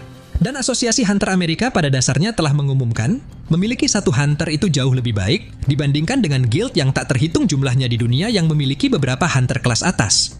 Jadi untuk menanggapi persoalan ini, Choi Jong-in dari Guild Hunters telah mengadakan konferensi pers di Korea sebagai perwakilan para hunter. Menurut Choi Jong-in, Asosiasi Hunter Amerika telah membuat keputusan yang tepat dengan memilih Ahjin Guild sebagai perwakilan Korea di konferensi internasional. Namun mengingat selama ini Guild Hunters selalu menjadi perwakilan Korea, tentunya pernyataan Choi Jong-in tersebut telah mengejutkan semua orang. Bagaimana dia bisa menerima keputusan ini begitu saja? Terlebih lagi, karena Ahjin Guild hanya memiliki satu hunter elit, bukankah keputusan Asosiasi Hunter Amerika itu terlalu berlebihan? Menanggapi pertanyaan tersebut, Choi Jong-in langsung tertawa kecil dan menjawab, sudah jelas itu adalah pilihan yang tepat kan? Lagi pula satu orang ini adalah hunter Sung Jinwo. Selain itu, jika kekuatan sebuah guild diukur dari jumlah anggota yang dimilikinya, maka bisa dikatakan, hunter Sung Jinwo sudah memiliki ratusan anggota di Ahjin Guild. Sebagai seseorang yang menyaksikan kemampuannya secara langsung dari beberapa insiden, termasuk raid Pulau Jeju, aku sendiri percaya, Guild Ahjin tidak bisa dibandingkan dengan guild manapun di dunia, dan Ahjin Guild akan menjadi yang terkuat. Lalu ketika Choi Jong-in kembali ditanyai oleh seorang reporter, meski begitu, apakah Anda hanya akan menerimanya begitu saja? Apalagi Guild Hunters telah tergantikan oleh Ahjin Guild untuk mewakili Korea. Di sini Choi Jong-in kembali menjawab, tentunya aku juga merasa kecewa karena tidak dapat berkunjung ke Amerika. Namun daripada kecewa, aku justru lebih merasa bangga, sebab seorang hunter yang dapat kupercaya tanpa sedikit pun keraguan telah muncul. Terlebih lagi, aku dan semua anggota Guild Hunters juga pernah diselamatkan oleh hunter Sung Jinwo. Tak lama kemudian setelah Choi Jong-in menyelesaikan acara konferensi Guild Hunters, Shin langsung berpindah ke sisi Wo Jinchul yang menyampaikan kepada ketua Go Gun-hee tentang negara Cina yang meminta informasi mengenai hunter Sung Jinwo. Go Gun-hee yang mendengarnya sontak jadi bertanya-tanya, kenapa Cina tiba-tiba menunjukkan ketertarikan terhadap Jinwo? Padahal Jinwo sudah jelas menyatakan ketidaktertarikannya untuk menjadi hunter negara lain. Namun ketika Wo Jinchul kembali menyampaikan bahwa yang meminta informasi itu bukanlah pemerintah Cina, melainkan hanya satu orang, yaitu hunter bintang ke-7 Liu Shigang. Sontak Go Gun-hee jadi dibuat terkejut saat mendengarnya. Karena dari yang Go Gun-hee tahu, Liu Shigang adalah satu-satunya hunter di Cina yang memiliki peringkat tertinggi, dan ia juga mendapat pengecualian dari sistem klasifikasi yang ada di Cina. Wo Jinchul mengungkapkan, mengingat Liu Shigang sudah mengalahkan satu monster giant di wilayah Laut Cina, sepertinya dia memiliki ketertarikan terhadap Jinwo yang telah mengalahkan semua monster giant di Jepang. Namun meski begitu, ternyata Go Gun-hee malah menyuruh Wo Jinchul untuk menolak permintaan Liu Shigang tersebut. Sementara di belahan dunia lain di kantor Guild Scavengers milik Thomas Andre, yang mana tak lama ketika asisten Thomas ingin melaporkan bahwa besok hunter Sung Jinwo akan tiba di Amerika. Di sini terlihat ada Hunter Huang Dongsu yang datang memenuhi panggilan Thomas karena ada hal penting yang ingin Thomas sampaikan padanya terkait kedatangan Sung Jinwo ke negara ini. Thomas tahu Huang Dongsu telah menyimpan dendam terhadap Jinwo karena insiden kematian saudaranya beberapa tahun yang lalu.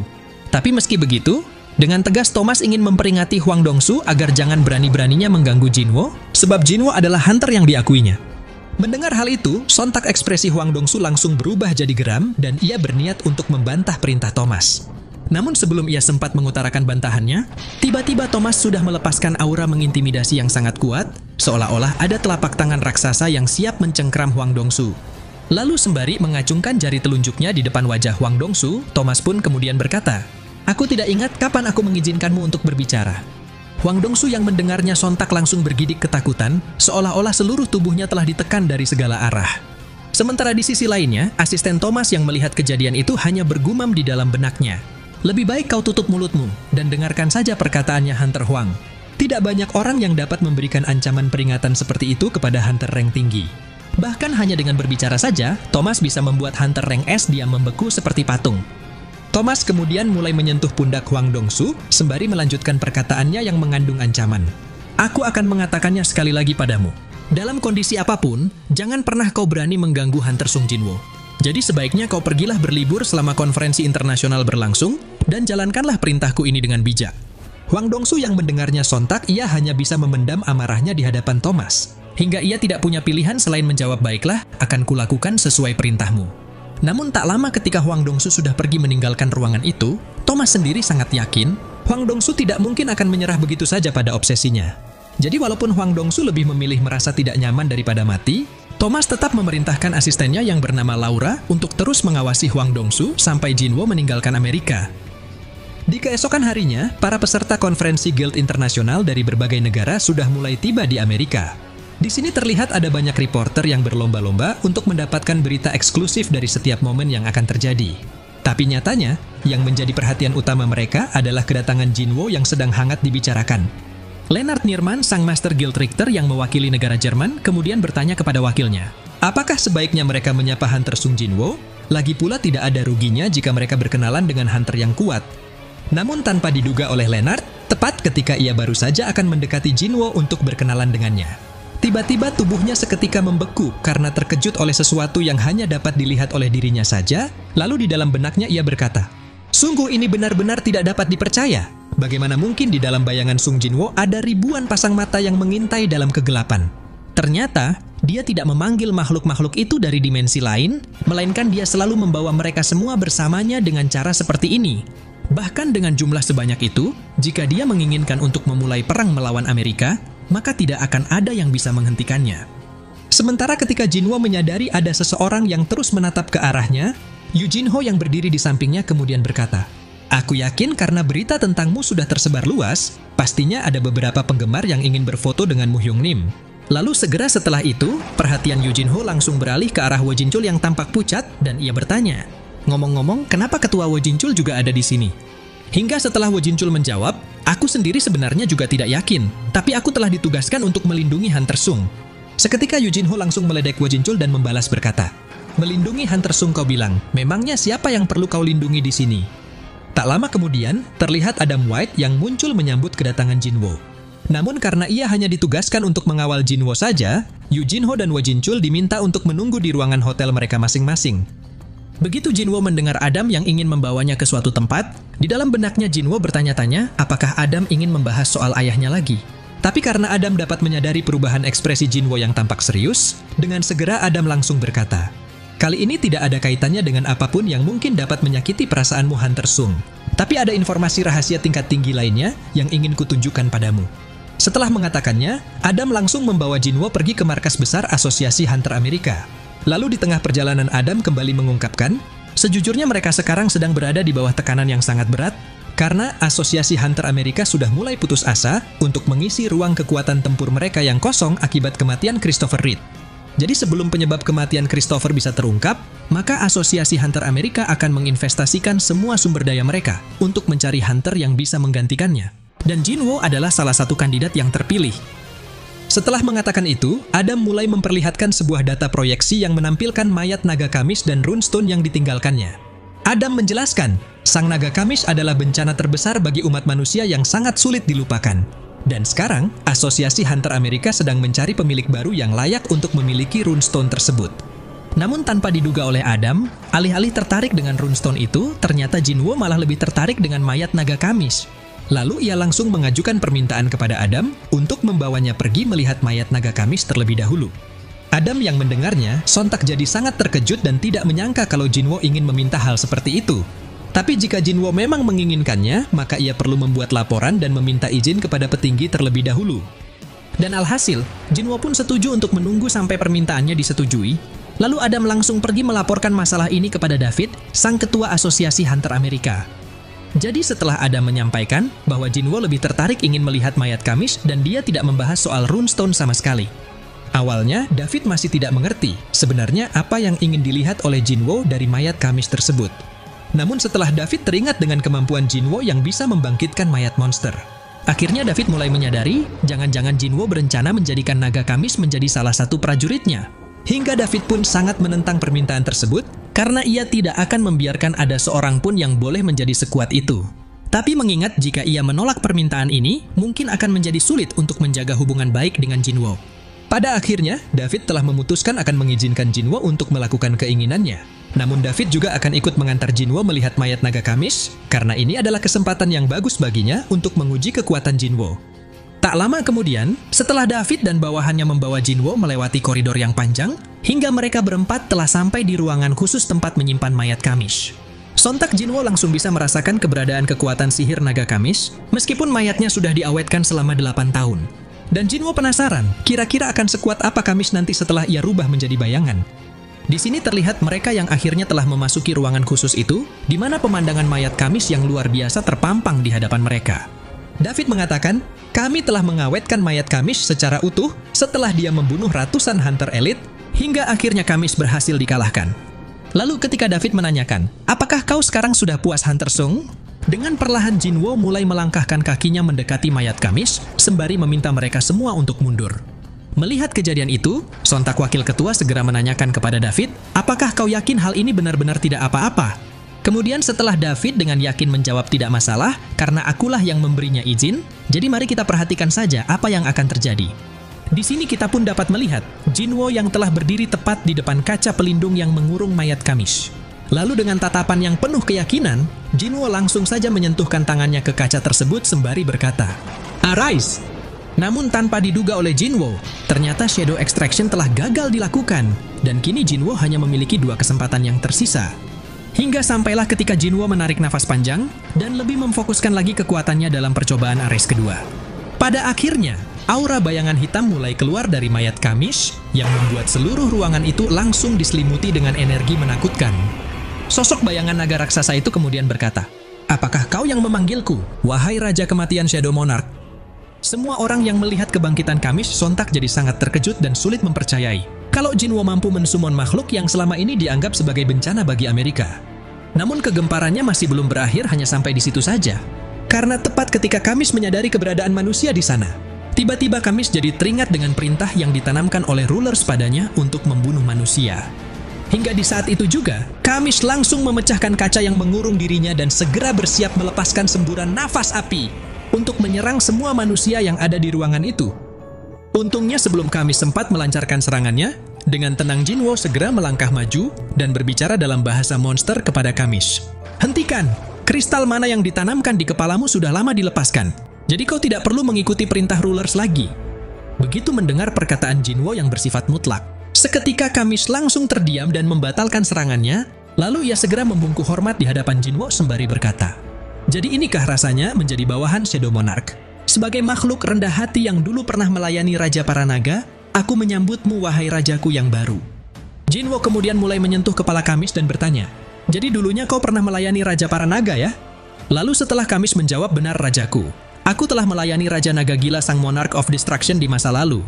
Di dalam benaknya Jinwo pun kemudian berkata, "Sungguh aura kekuatan yang luar biasa. Bahkan meski sudah menjadi prajurit bayangan, dia masih memiliki ego yang jauh lebih kuat dari semua monster yang pernah kuhadapi. Jadi tidak diragukan lagi, Kamish adalah makhluk yang sangat kuat." Namun tanpa diduga oleh Jinwo, tak lama ketika ia memikirkan semua petunjuk yang sistem coba tunjukkan padanya tentang keberadaan para monark, Saat itu Jinwo malah dikejutkan dengan bayangan Kamis yang tiba-tiba kehilangan eksistensinya. Lalu dengan penuh penyesalan Kamis berkata, "Maafkan aku rajaku, sepertinya aku harus mengucapkan selamat tinggal. Sayangnya pertemuan kita sangat terlambat." Jinwo yang mendengarnya sontak jadi sangat terkejut dan tidak percaya. Bahkan dengan kekuatan Shadow Monarch sekalipun, ternyata masih tidak sanggup mempertahankan bayangan Kamis yang sudah mati sejak 8 tahun lalu. Kamis kemudian berkata kepada Jinwo, "Sejujurnya aku merasa iri kepada para prajurit bayangan yang bisa melayanimu sampai akhir. Namun perlu kusampaikan padamu, wahai rajaku yang agung. Saat ini terdapat 4 manusia yang telah meminjam kekuatan rulers, jadi waspadailah mereka rajaku. Bahkan meskipun pertemuan kita terlalu singkat, bagiku ini adalah suatu kehormatan bisa bertemu denganmu." Setelah mengatakan semua itu, seketika aura bayangan yang menyelimuti Kamis telah menghilang dan wujudnya kembali menjadi kerangka yang tidak bernyawa. Jinwo yang melihat kenyataan pahit ini tentu jadi dibuat sangat kesal dan merasa kecewa, karena ia telah gagal memiliki prajurit bayangan sekuat Kamis.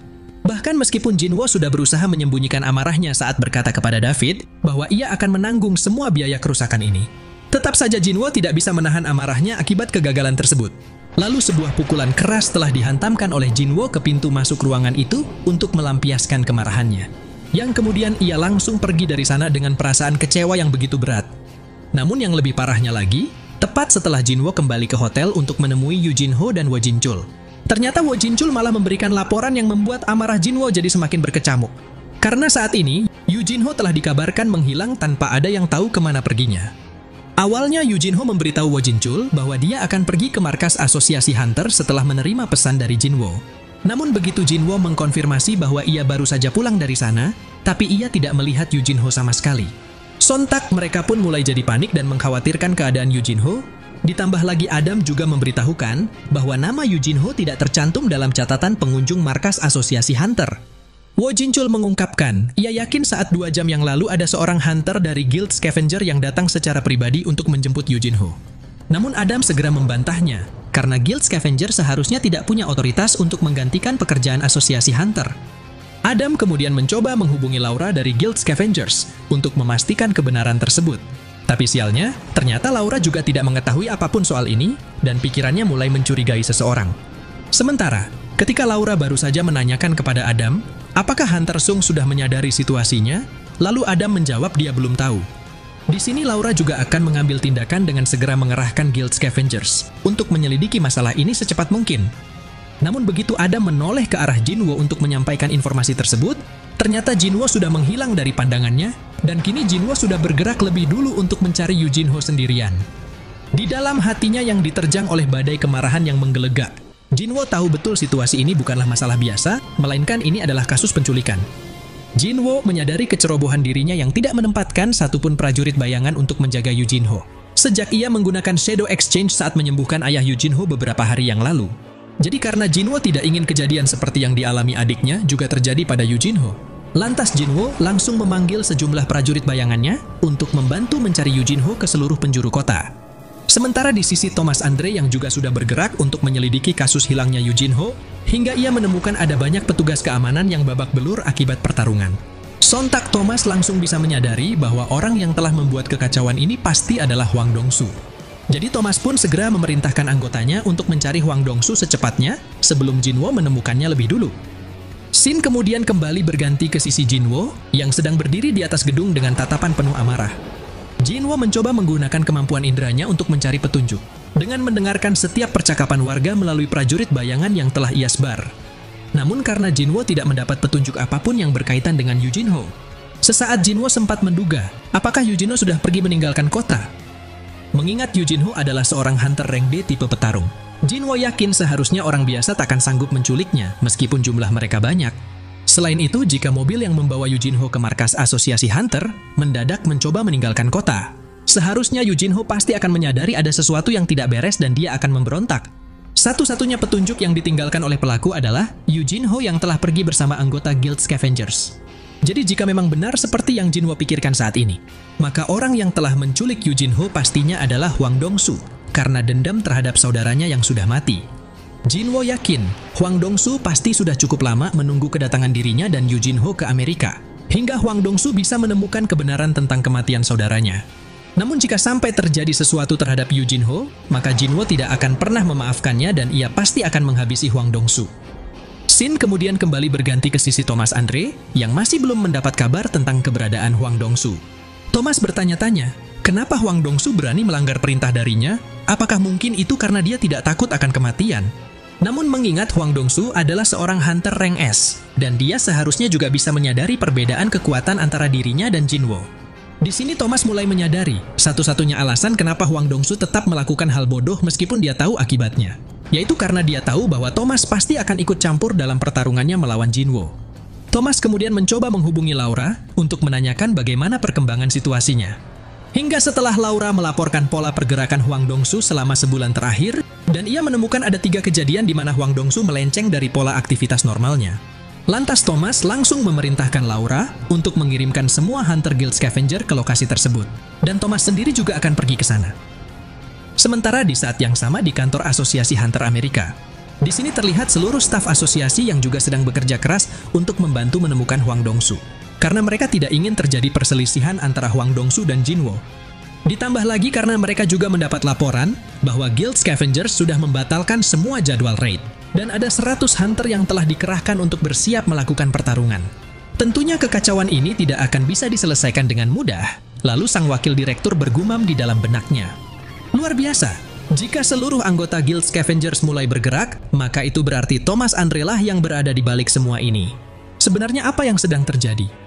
Di tempat berbeda yang berlokasi di sebuah pabrik terbengkalai, terlihat Yu Jinho yang sedang disandera dalam kondisi babak belur setelah dihajar oleh Huang Dongsu bersama kedua rekannya. Huang Dongsu mengatakan, sejujurnya ia tidak berencana untuk menyakiti Yu Jinho jika Yu Jinho mau memberitahukan satu hal yang ingin diketahuinya. Bahkan meskipun sebelumnya Thomas sudah memperingatinya untuk jangan menyentuh Sung Jinwo. Ternyata, dari awal Huang Dongsu memang tidak pernah berencana untuk mengganggu Jinwo, karena masih ada satu orang lagi yang bisa memberinya jawaban, yaitu Yu Jinho. Namun tidak peduli, walaupun Huang Dongsu sudah berjanji akan melepaskan Yu Jinho, jika Yu Jinho mau berkata jujur bahwa Jinwo lah yang telah membunuh saudaranya di dungeon waktu itu. Nyatanya Yu Jinho tetap memilih bungkam, hingga ia harus berakhir dengan disiksa seperti ini. Huang Dongsu kemudian mulai menjambak rambut Yu Jinho dan menghempaskan kepalanya ke tiang sembari berkata, "Dengarkan ini baik-baik, aku tidak mau sampai membunuhmu. Orang yang tersenyum di belakangku adalah healer yang cukup berpengalaman, dan dia akan menyembuhkanmu kapanpun kau hampir mati. Jadi sampai kau mau membuka mulutmu, maka selamanya kau akan disiksa di sini." Ditambah lagi, karena kita sekarang berada di pabrik yang sudah ditutup selama lebih dari 5 tahun, tentunya tidak akan ada seorang pun yang datang untuk menyelamatkanmu, tidak peduli sekeras apapun kau berteriak. Namun alih-alih merasa goyah dan takut dengan ancaman Huang Dongsu, ternyata Yu Jinho malah mengacungkan jari tengahnya sembari mengatakan persetan anjing, hingga membuat Huang Dongsu yang marah langsung menghempaskan kepala Yu Jinho sekali lagi. Untungnya tepat ketika Huang Dongsu baru saja akan melanjutkan aksinya dengan cara yang lebih kejam. Tiba-tiba, Huang Dongsu terdiam dan pandangannya langsung teralihkan kepada salah satu prajurit bayangan High Orc Jinwo, yang akhirnya berhasil menemukan lokasi mereka. Pada awalnya, mereka pikir kemunculan High Orc itu disebabkan oleh dungeon break yang terjadi di sekitar sana. Namun begitu Huang Dongsu memancarkan aura mengerikan dan langsung bergerak untuk menyerang High Orc tersebut. Pada saat itulah, Jinwo segera bertukar tempat dengan skill Shadow Exchange. Lalu sebuah pukulan keras dari Jinwo langsung mendarat di tubuh Huang Dongsu, yang membuatnya memuntahkan darah dan terlempar jauh ke belakang. Sementara di saat yang sama di negara Korea, di sini terlihat Beru yang sedang bertugas menjaga keluarga Jinwo sambil menonton berita tentang konferensi internasional. Tapi tak lama ketika ibu Jinwo mulai mengkhawatirkan bagaimana keadaan Jinwo sekarang, tiba-tiba Beru dikejutkan dengan perasaan menakutkan seperti yang pernah ia rasakan sebelumnya, di mana itu adalah pertanda bahwa Jinwo sedang dalam keadaan sangat marah. Bahkan tidak hanya Beru saja yang dapat merasakan kemarahan Jinwo, tapi di sisi prajurit bayangan yang Jinwo tempatkan pada Park Jong-soo juga dapat merasakan hal yang sama, hingga membuat bayangan mereka mulai bergejolak, seolah sedang sangat ketakutan. Scene kemudian kembali berpindah ke Amerika, yang memperlihatkan rombongan mobil anggota Guild Scavengers yang sedang dalam perjalanan menuju ke lokasi Huang Dongsu. Namun karena laju mobil itu terlalu lambat, dan Thomas Andre juga dapat merasakan pertarungannya sudah dimulai. Di saat itu juga, Thomas langsung menendang pintu mobilnya dan segera turun ke jalan untuk pergi ke lokasi dengan kemampuannya sendiri. Sementara, kembali ke sisi Jinwo yang telah muncul di hadapan Huang Dongsu, dengan melepaskan aura kegelapan yang menyelimuti tubuhnya seperti api neraka yang lapar. Di sini terlihat dengan jelas, tatapan matanya benar-benar memancarkan amarah yang tidak terbendung lagi. Bahkan saat ia melangkahkan kakinya untuk mendekati Yu Jinho yang sudah tidak berdaya, seketika energi yang ia pancarkan telah merobek udara di sekelilingnya, Dan itu menandakan Jinwo sudah siap meluluh lantakan musuhnya tanpa ampun. Jinwo kemudian segera memberikan ramuan potion kepada Yujinho untuk menyembuhkan lukanya. Namun karena ramuan itu tidak dapat menyembuhkan Yujinho yang sudah terluka parah, dan status kesehatannya berada di bawah 10%. Sontak Jinwo benar-benar jadi dibuat semakin marah. Lalu ia langsung memerintahkan hunter healer yang ada di belakangnya untuk segera menyembuhkan Yujinho. Pada awalnya si healer ini sempat ketakutan saat merasakan tekanan kekuatan Jinwo yang sangat mengerikan. Tapi berhubung saat itu Huang Dongsu telah bangkit untuk menghadapi Jinwo, hingga membuat si healer ini jadi berani mengatakan, "Mungkin sebaiknya kau membujuk bosku terlebih dahulu sebelum menyuruhku." Pada saat itu juga, tangan Jinwo langsung mencengkram kepala healer itu dan membantingnya ke tembok. Lalu Jinwo kembali bertanya kepada pria satunya lagi, "Apakah kau juga seorang healer?" Namun karena pria itu menjawab bahwa dirinya bukanlah seorang healer. Sialnya, pria itu juga langsung dibanting oleh Jinwo dengan skill Ruler's Authority. Hingga membuat Huang Dongsu yang melihat kejadian itu jadi semakin yakin bahwa Jinwo adalah orang yang telah membunuh saudaranya di dungeon waktu itu. Yujinho kemudian mencoba memberitahu Jinwo untuk berhati-hati terhadap Huang Dongsu karena Huang Dongsu ingin membalas dendam kematian saudaranya. Lalu setelah Jinwo menyuruh Yujinho agar jangan bicara dulu, di sini Jinwo pun mulai melangkahkan kakinya mendekati Huang Dongsu sembari berkata, "Soal kematian saudaramu, kau bisa tanyakan saja langsung padanya." Huang Dongsu yang mendengarnya sontak jadi dibuat sangat marah dan langsung melayangkan pukulannya kepada Jinwo. Namun Jinwo masih bisa menghindarinya dengan mudah, lalu ia juga langsung melancarkan serangan balik ke perut Huang Dongsu, hingga membuatnya sangat kesakitan dan tubuhnya kembali terlempar jauh, menghantam pipa besar yang ada di belakangnya. Sementara di saat Huang Dongsu baru saja akan bersiap untuk membalas serangan Jinwo, lagi-lagi Huang Dongsu kembali dikejutkan dengan Jinwo yang sudah berada di dekatnya. Kemudian ia langsung melancarkan serangan susulan dengan menghantamkan kepala Huang Dongsu ke lantai. Hingga sampailah ketika Jinwo terus-menerus membanting Huang Dongsu tanpa ada sedikit pun perlawanan darinya. Pada saat itulah, akhirnya Thomas Andre sudah tiba di sana untuk menghentikan Jinwo dengan berkata, "Cukup Hunter Sung, sudah kubilang berkali-kali padanya agar jangan mengganggumu, tapi dia masih saja melakukannya. Apakah Huang Dongsu masih hidup?"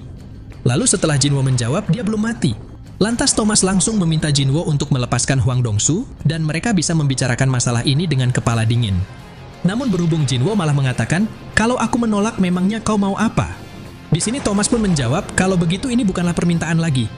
Jinwo yang mendengarnya, sontak ia langsung melempar Huang Dongsu seperti sampah yang tidak berguna, lalu ia berkata, "Jika itu yang kau inginkan, maka cobalah untuk menghentikanku."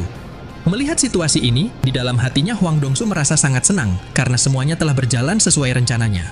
Huang Dongsu tahu Thomas tidak punya pilihan selain terlibat dalam masalah ini, jadi Thomas pasti akan menggantikannya untuk membunuh Sung Jinwo. Sampai di sini Thomas masih mencoba untuk menyelesaikan masalah ini tanpa harus bertarung melawan Jinwo. Lalu ia bertanya, "Mungkinkah kau tidak mengenal siapa aku?" Hingga begitu Jinwo menjawabnya dengan arogan, "Tidak penting kau itu siapa." Secara tidak langsung, jawaban Jinwo tersebut telah menampar harga diri Thomas yang membuat api amarahnya seketika meledak. Padahal Jinwo jelas-jelas sudah mengenal siapa dirinya, namun dia tetap berani melakukan hal semacam ini. Diceritakan, Thomas Andre adalah orang yang tumbuh dari keluarga imigran miskin dan mempunyai banyak musuh. Tapi meskipun kelihatannya dia tidak mempunyai apapun, nyatanya dia telah dikaruniai dengan satu bakat yang menobatkannya sebagai yang terbaik, yaitu keganasan yang luar biasa. Thomas memiliki kemampuan untuk mendominasi orang lain dengan cara kekerasan. Hingga setelah ia melalui berbagai macam pertarungan dalam jumlah yang sangat banyak dan mulai membuktikan kemampuan bakat alaminya. Sejak saat itu, Thomas sudah menunjukkan bahwa kekuatannya dapat menundukkan mereka yang membenci dirinya. Jadi dengan menggunakan kekuatan, otoritas, harta, dan kekerasan, Thomas telah berkuasa layaknya seorang raja yang sesungguhnya, menghancurkan siapapun yang menghalanginya, dan menundukkan mereka yang memandang rendah dirinya. Jadi dengan setumpuk pengalaman yang ia dapatkan, tentunya Thomas sangat paham cara mengatasi orang-orang yang menolak mematuhi perintahnya. Di sini terlihat Thomas yang mulai bersiap untuk melancarkan serangan kepada Jinwo, namun bertepatan dengan kemunculan seluruh anggota Guild Scavengers yang sudah tiba di lokasi. Pada saat itu juga, semuanya langsung dikejutkan dengan suara dentuman keras, karena ada seseorang yang terlempar ke arah mereka. Dan ternyata orang itu adalah Thomas, yang terpaksa harus menggunakan kedua lengannya untuk menahan serangan Jinwo. Semua hunter yang melihat kejadian itu sontak jadi dibuat tercengang, karena tidak ada yang menyangka hunter sekuat Thomas bisa terlempar seperti ini. Sementara setelah Jinwo memerintahkan Igris dan Kaisel untuk membawa Yujinho ke rumah sakit terdekat, di sini terlihat Thomas Andre yang telah mengerahkan 100 anggota Guild Scavengers untuk bersiap bertarung. Namun tanpa diduga oleh Thomas, ternyata Jinwo juga telah memanggil sejumlah pasukan bayangan yang jauh lebih banyak untuk memulai perang. hingga membuat Thomas yang melihatnya seketika langsung tersenyum puas, lalu ia berkata di dalam benaknya, "Sungguh luar biasa, akhirnya aku menemukan lawan yang layak. Kini aku sudah tidak peduli lagi dengan urusan Huang Dongsu. Hanya ada satu cara untuk mendapatkan kembali harga diriku yang hancur, yaitu dengan membunuh Sung Jinwo brengsek itu." Di sini kita pun dapat melihat Thomas yang memancarkan aura intimidasi sembari berkata kepada Jinwo, "Belum terlambat bagimu untuk mengakui kesalahanmu dan pergi dari sini. Jika kau mau meminta maaf, setidaknya nyawamu akan kuampuni." Namun alih-alih merasa goyah dan menuruti perkataan Thomas, ternyata Jinwo malah membalas dengan mengacungkan jari tengahnya, hingga membuat Thomas yang marah sekali lagi berkata kepada Jinwo, "Dasar bajingan, berani-beraninya kau menentangku. Kau akan menyesal jika kesempatan ini tak kau ambil."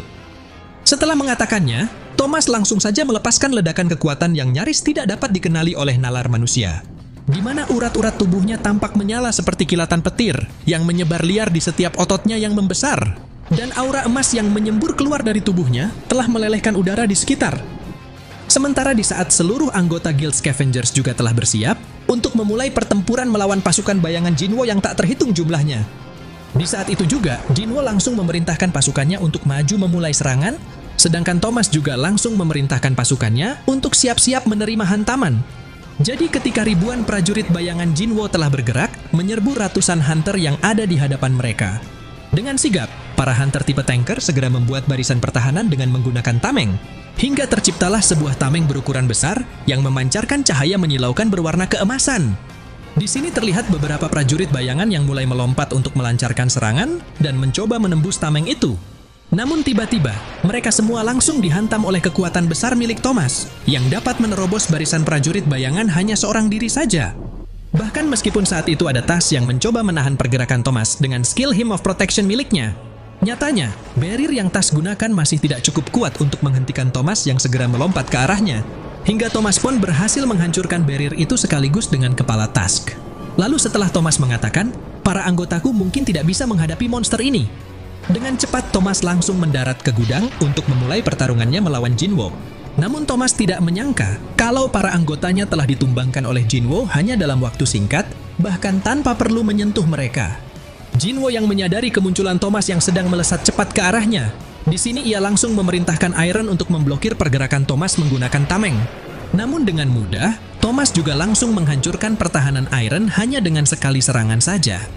Sementara ketika Thomas kembali memfokuskan perhatiannya kepada Jinwo, yang ternyata sudah menghilang dari pandangannya. Tiba-tiba, Thomas dikejutkan dengan Jinwo yang sudah berada di sampingnya, dan langsung mengayunkan tebasan dagger ke perut Thomas. Tapi betapa terkejutnya Jinwo, ternyata tebasan daggernya tidak mempan terhadap tubuh Thomas yang keras seperti baja. Hingga justru Thomaslah yang berhasil mendaratkan pukulannya kepada Jinwo, yang membuat Jinwo terlempar ke udara. Lalu setelah Thomas mengatakan, "Beraninya kau meremehkan hunter tingkat nasional." Pada saat itu juga, Thomas langsung menggunakan kemampuan Psychokinesis untuk mencengkeram dan menarik tubuh Jinwo yang masih melayang di udara, yang kemudian ia berkata, "Rasakanlah perbedaan kekuatan kita, dan menyerahlah." Namun tanpa diduga oleh Thomas, ternyata Jinwo juga segera menggunakan skill Ruler's Authority untuk mencengkeram tubuh Thomas dengan tekanan gravitasi yang sangat berat, hingga membuat Thomas yang kaget jadi bertanya-tanya, apakah dia berencana menghancurkanku seperti ini, seolah-olah dia sedang memaksaku untuk diam di tempat. Si bajingan ini, padahal dia sedang ditarik ke arahku, tapi dia malah lebih memilih untuk menyerangku.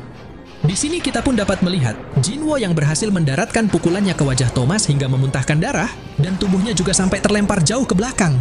Sementara di saat Thomas masih mencoba mempertahankan posisi tubuhnya agar tidak tumbang karena pukulan barusan, lagi-lagi Thomas kembali dikejutkan dengan Jinwo yang sudah bersiap untuk melancarkan serangan susulannya sembari berkata, "Kau tadi bilang apa? Rasakanlah perbedaan kekuatan kita dan menyerahlah katamu? Jangan bercanda!" Setelah mengatakannya, Jinwo langsung bergerak dalam kecepatan tinggi untuk menyerang semua titik vital Thomas, hingga membuat Thomas yang tidak bisa berkutik, jadi terpaksa akan menggunakan seluruh kekuatannya sembari berkata, "Baiklah, aku akan berhenti meremehkanmu sekarang. Reinforcement!" Begitu Thomas mengaktifkan skill reinforcement yang dapat menguatkan tubuhnya, serta meningkatkan kecepatan, kekuatan, dan refleksnya secara ekstrim. Saat itu Jinwo mengira, 4 orang yang meminjam kekuatan Rulers mungkin adalah mereka yang selamat dari raid Kamish. Namun ternyata, mereka adalah 4 hunter level nasional dan Thomas Andre adalah salah satunya. Jinwo yang menyadari kekuatan Thomas tidak bisa dianggap remeh, dengan cepat ia langsung melesat ke arah Thomas untuk melancarkan serangannya kembali. Tapi karena Thomas juga langsung mengangkat kedua tinjunya untuk menghantam Jinwo, tiba-tiba Jinwo sudah menghilang dari jangkauan serangan mematikan Thomas yang dapat menghancurkan seluruh permukaan tanah di sekitarnya. Lalu ketika Thomas menyadari posisi Jinwo yang telah melompat ke udara saat menghindari serangannya barusan, Thomas langsung saja mengarahkan tangannya kepada Jinwo untuk menggunakan skill capture yang mirip seperti Black Hole. Melihat kejadian itu, sontak para hunter dari Guild Scavengers jadi tampak sangat panik dan segera bergerak menjauhi master mereka. Sementara di sisi prajurit bayangan yang tidak mengetahui betapa mengerikannya skill capture tersebut, seketika mereka pun langsung terhisap ke dalam lubang hitam yang diaktifkan oleh Thomas. Bahkan saking dahsyatnya kekuatan itu, Jinwo sendiri sampai-sampai mengakui ia mungkin sudah terhisap masuk juga jika ia tidak menggunakan skill Ruler's Authority. Thomas kemudian sekali lagi melancarkan serangan jarak jauh kepada Jinwo hingga menimbulkan ledakan gelombang kejut yang sangat luar biasa. Namun karena Jinwo masih bisa menghindari serangan itu dengan melompat ke puncak gudang. Thomas yang geram melihatnya, kemudian ia berkata kepada Jinwo, "Kali ini seranganku tidak akan meleset lagi." Setelah mengatakan itu, Thomas langsung bersiap untuk melompat ke arah Jinwo agar bisa menyerangnya dari jarak dekat. Namun sebelum Thomas dapat melancarkan serangannya, dengan mudah Jinwo malah berpijak di kepala Thomas untuk melompat lebih tinggi lagi, hingga membuat Thomas yang kesal, sontak ia langsung menggunakan kemampuannya untuk menarik tubuh Jinwo.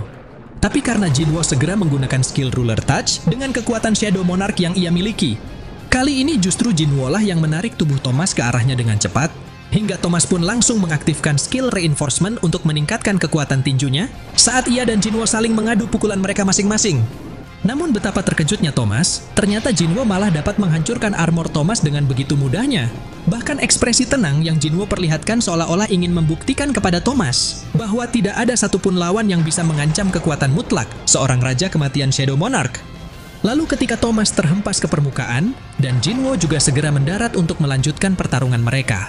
Di sini terlihat Thomas yang masih bisa bangkit dan langsung melancarkan serangan balik kepada Jinwo dengan pukulan tangan kanannya. Namun dengan mudah, Jinwo segera menghindari serangan itu dan langsung melompat ke arah Thomas untuk menghantam wajahnya. Yang kemudian Jinwo lanjutkan dengan melancarkan pukulan bertubi-tubi kepada Thomas tanpa ada perlawanan sedikit pun. Dalam kondisinya yang sudah terdesak, Thomas bertanya-tanya, bagaimana hunter tipe mage seperti Jinwo bisa menghasilkan kekuatan dan kecepatan sebesar ini? Namun karena Thomas tidak mau menyerah begitu saja, mengingat kekuatannya yang luar biasa adalah jati dirinya sendiri. Dengan sekuat tenaganya, Thomas berusaha bangkit dari tekanan yang Jinwo berikan, sembari berkata, "Aku adalah Thomas Andre, apa kau pikir ini cukup untuk mengalahkanku?" Tapi sialnya, ternyata Jinwo sama sekali tidak memberikan kesempatan sedikit pun bagi Thomas untuk melawan. Kemudian dengan amarahnya yang semakin memuncak, Jinwo berkata, "Bukankah sudah kubilang, aku tidak peduli kau itu siapa?" Saat melihat Jinwo yang terus mengamuk dan menyerang Thomas tanpa henti, dari kejauhan, Adam mencoba meneriaki Jinwo untuk menghentikan pertarungan ini. Namun tanpa ingin mempedulikan ucapan Adam, nyatanya Jinwo tetap melanjutkan serangan bertubi-tubinya kepada Thomas secara terus-menerus. Hingga sampailah ketika Jinwo melancarkan pukulan demi pukulan yang membuat Thomas sudah mencapai batasnya. Pada akhirnya Thomas terpaksa menyerah dan mengakui kekalahannya, hingga Jinwo pun langsung menghentikan serangannya terhadap Thomas. Semua orang termasuk Adam yang melihat kejadian itu sontak jadi sangat terkejut dan tidak percaya kalau Jinwo bisa mengalahkan Thomas sampai babak belur seperti ini. Ditambah lagi mengingat sebelumnya tidak ada seorang pun di seluruh dunia yang mampu berbuat begini kepada hunter sekuat Thomas. Adam sangat yakin setelah kabar ini tersebar, pastinya akan mengguncang dunia. Adam kemudian segera menyuruh seorang hunter healer untuk menyembuhkan luka Thomas. Namun karena semua tulang di tubuh Thomas sudah rusak dan pendarahannya juga parah, ternyata mereka membutuhkan bantuan semua healer yang ada untuk menyembuhkan Thomas bersama-sama. Bahkan jika bukan karena Thomas adalah seorang hunter level nasional, maka bisa dipastikan hunter lain manapun pasti sudah akan mati 10 kali akibat serangan separah ini. Tapi kabar baiknya, untungnya tidak ada lagi hunter dari Guild Scavengers yang tewas, kecuali Huang Dongsu yang sudah tidak bernafas dan jantungnya juga tidak berdetak lagi. Sementara, di sisi Jinwo yang telah menghilang dari lokasi pertempuran, dan sekarang ia sedang berada di Korea setelah menggunakan Shadow Exchange dengan Beru. Di sini terlihat Jinwo yang sedang berbincang dengan sesosok bayangan di atas gedung. Jinwo mengatakan, bukankah sudah lama semenjak terakhir kali kau datang ke Korea? Selagi kita berbincang sekarang, Beru sedang berusaha semaksimal mungkin untuk menyembuhkan Yu Jinho menggunakan kekuatannya di Amerika. Namun alih-alih menanggapi ucapan Jinwo tersebut, bayangan itu malah berkata, "Rajaku, tolong berikan nama untukku juga." Dan ternyata, sosok bayangan itu tidak lain adalah Huang Dongsu yang telah Jinwo ekstrak menjadi prajurit bayangan dengan level Knight Commander. Seperti yang kita tahu, dulunya Huang Dongsu adalah pemburu kuat, arogan, dan kejam. Tapi sekarang ia tak lebih dari boneka bayangan, di mana tubuh dan jiwanya telah diambil sepenuhnya oleh Jinwo. Tujuan Jinwo membangkitkan Hwang Dong-su bukanlah karena kekuatannya, melainkan karena dendam terhadap Hwang Dong-su yang telah melukai Yu Jin-ho. Dan ini adalah bentuk penghinaan paling menyakitkan dari Jinwo untuk Hwang Dong-su. Jinwo kemudian berkata, "Bagaimana kalau aku memberimu nama Greed, sebab kau mati karena serakah? Menurutmu bagaimana? Apa kau suka dengan nama itu Hwang Dong-su?" Lalu setelah Hwang Dong-su menjawab "Terima kasih rajaku," saat itu Jinwo langsung memerintahkan Hwang Dong-su untuk menempelkan kepalanya di lantai lagi. Di keesokan harinya, acara konferensi Guild Internasional akhirnya telah dimulai. Jinwo yang sudah kembali ke Amerika terlihat sedang berjalan melewati kerumunan reporter dengan didampingi oleh Adam dan Wakil Direktur Biro Hunter Amerika. Wakil Direktur mengatakan, setelah kabar angin tentang pertarungan Jinwo terdengar oleh media, hari ini Jinwo pasti akan sulit untuk kabur dari perhatian publik. Biro Hunter sudah mengamankan testimoni dari parti Hwang Dong-su dan mereka akan memastikan kebenaran dari insiden ini akan terbuka. Namun alih-alih memikirkan soal Hwang Dong-su lagi, ternyata Jinwo hanya akan fokus untuk mencari kebenaran tentang ayahnya, lagi pula itulah satu-satunya alasan ia datang ke Amerika. Setelah Adam memberikan earphone yang akan ia gunakan untuk menerjemahkan isi presentasinya kepada Jinwo, di sini terlihat Jinwo yang mulai memasuki ruangan konferensi, hingga setiap langkah kakinya seketika langsung menarik perhatian semua orang, termasuk Liu Zigang yang menatapnya sembari menyeringai tipis. Beberapa dari mereka tampak sedang berbisik-bisik membicarakan tentang Jinwo yang telah menghajar Thomas Andre sampai hampir mati, dan juga soal peran penting Jinwo saat menyelesaikan Gate Rank S di Tokyo, Jepang. Bahkan mereka masih sulit mempercayai kalau Jinwo bisa membantai Thomas yang selama ini sudah berkuasa atas hunter lain, layaknya seorang raja. Tak lama kemudian setelah Jinwo duduk di tempat yang telah disediakan, kini acara konferensi itu pun langsung dimulai dengan presentasi dari seorang dokter bernama Belzer. Dr. Belzer yakin semua orang yang ada di sini sudah sadar tentang jumlah kemunculan gate yang meningkat drastis dan monster-monster yang lebih kuat juga mulai bermunculan. Namun tidak banyak dari mereka yang tahu soal aktivitas abnormal telah terdeteksi di atas langit akibat semakin menguatnya konsentrasi energi sihir yang telah diserap ke dalam atmosfer, dan Dr. Belzer menyebutnya sebagai Magisphere. Diketahui Magisphere tersebut sedang terkonsentrasi di atas langit di beberapa negara. Tapi setelah mengamati fenomena ini di 9 lokasi, ternyata Magisphere yang paling pekat berada di Korea. Saat mengetahui hal itu, sontak perhatian semua orang langsung tertuju kepada Jinwo yang berasal dari Korea. Seolah-olah mereka mencurigai Jinwo lah yang telah mengumpulkan Magisphere di atas langit. Namun Dr. Belzer segera membantah kecurigaan tersebut, karena jika Jinwo memang bisa melakukan hal seperti itu, artinya kekuatan Jinwo sekarang sudah melampaui ranah para hunter. Jinwo yang mendengarnya kemudian bergumam, mungkinkah 9 lokasi ini berhubungan dengan jumlah penguasa yang ingin memulai perang di bumi? Lalu setelah Dr. Belzer mengakhiri presentasinya dengan menyampaikan bahwa dunia mungkin akan menghadapi perubahan besar karena permasalahan ini. Saat itu David, sang ketua Asosiasi Hunter Amerika, langsung mengambil alih acara tersebut untuk menyampaikan berita utamanya. David mengatakan, ada hal darurat yang perlu saya sampaikan kepada para hunter yang hadir di sini. Dengan berat hati saya ingin menyampaikan, pada 2 minggu yang lalu, Hunter Christopher Reed telah dibunuh oleh sekelompok penyerang tak dikenal. Semua orang yang mendengarnya sontak jadi sangat terkejut dan menganggap ini lelucon, karena tidak ada yang percaya kalau Hunter level nasional sekuat Christopher telah dibunuh. Bahkan jika memang ada yang bisa membunuh Hunter level nasional, maka seseorang itu haruslah memiliki kekuatan yang setara. Jadi satu-satunya Hunter yang terlintas dalam pikiran mereka saat ini adalah, jangan-jangan Jinwo lah yang membunuh Christopher. Di tengah kebingungan itu, David kembali menyampaikan kepada semua orang yang hadir di sana. Berita tentang kematian Christopher secara resmi akan dirilis besok. Tolong dengarkan ini dengan seksama tanpa ada kesalahpahaman. Ada orang yang kami curigai sebagai pelaku atas kejadian ini dan dia adalah tersangka S. Begitu melihat foto tersangka yang dicurigai itu ditampilkan, sontak Jinwo langsung menyipitkan matanya dan memancarkan aura mengerikan. Karena tersangka tersebut adalah ayahnya sendiri. Bahkan meskipun sebagian orang ada yang berpikir wajah tersangka itu memang mirip dengan Jinwo, nyatanya tidak ada satupun dari mereka yang berani untuk menoleh ke arah Jinwo lagi, sebab mereka bisa merasakan ada kekuatan besar yang mengancam nyawa mereka. Jinwo yang kesal kemudian ia bergumam di dalam benaknya. Sebenarnya apa yang terjadi padamu, ayah? Aku masih tidak paham kenapa rulers mengirimkan monster berwujud ayahku. Apakah ini ada hubungannya dengan 4 manusia yang meminjam kekuatan rulers, seperti yang Kamis katakan padaku sebelumnya? David kembali menjelaskan, pria yang ditemukan di dalam gate Amerika ini dideskripsikan sebagai monster yang bisa berbicara dalam bahasa manusia, atau lebih tepatnya bahasa Korea. Sebelumnya, kami telah meminta bantuan Hunter Rank S Hwang Dong-su yang fasih berbahasa Korea untuk memimpin interogasi. Tapi di tengah-tengah interogasi dia malah menghajar Hunter Hwang Dong-su dan membakar habis markas asosiasi Hunter. Jadi mengingat pelakunya cukup kuat untuk mengalahkan Hwang Dong-su yang menjabat sebagai anggota pasukan inti Guild Scavengers. Kemungkinan besar, humanoid yang kabur dari dungeon itu juga sudah menargetkan Christopher Reed, dan inilah kesimpulan yang didapatkan oleh asosiasi Hunter. Jinwo yang saat itu melihat rekaman video yang ditampilkan oleh David, sontak ia langsung mengamati video itu dengan lebih teliti lagi, hingga Jinwo pun bisa mengetahui isi percakapan ayahnya dengan Hwang Dong-su. Ayahnya mengatakan, jangan pernah menginjakkan kakimu di Korea lagi. Ini bukan untuk anakku, tapi untuk kau. Atau kau takkan bisa beristirahat bahkan setelah kau mati. Lalu begitu bayangan Hwang Dong-su atau Grid mengkonfirmasi kepada Jinwo bahwa pria di video itu adalah orang yang Jinwo kenal. Akhirnya Jinwo sekarang sudah bisa memastikan ternyata pria itu memang benar adalah ayahnya sendiri. Sementara ketika David kembali menyampaikan bahwa Asosiasi Hunter Amerika berencana ingin meminta bantuan semua guild di dunia untuk menangkap tersangka S tersebut. Seorang hadirin kemudian bertanya kepada David, apakah ada bukti bahwa tersangka S bukanlah manusia? Lalu setelah David menjawab, energi sihir miliknya sama persis seperti monster. Tiba-tiba ada orang lain yang menanyakan, lantas kenapa Asosiasi Hunter Amerika tidak mau mengungkap identitas tersebut? David menjelaskan, karena tersangka S ini berhubungan dengan salah satu hunter yang hadir di sini, maka kami memutuskan untuk tidak membuka informasi itu. Namun begitu David ditanyai oleh Liu Zigang yang merupakan hunter terkuat negara Cina, apakah monster itu ada hubungan dengan hunter Sung Jinwo? David yang tidak bisa menghindari pertanyaan tersebut, akhirnya ia terpaksa mengungkapkan informasinya secara terbuka bahwa tersangka S ini telah mengaku kalau dia adalah ayah Hunter Sung Jinwo. Semua orang yang mendengarnya sontak langsung dibuat gempar dan tampak berbisik-bisik membicarakan Jinwo. Tapi ketika Liu Zigang juga mengajukan pertanyaan sulit kepada Jinwo, apa yang akan Jinwo lakukan jika tersangka S memang benar adalah ayahnya dan hunter lain mencoba memburunya?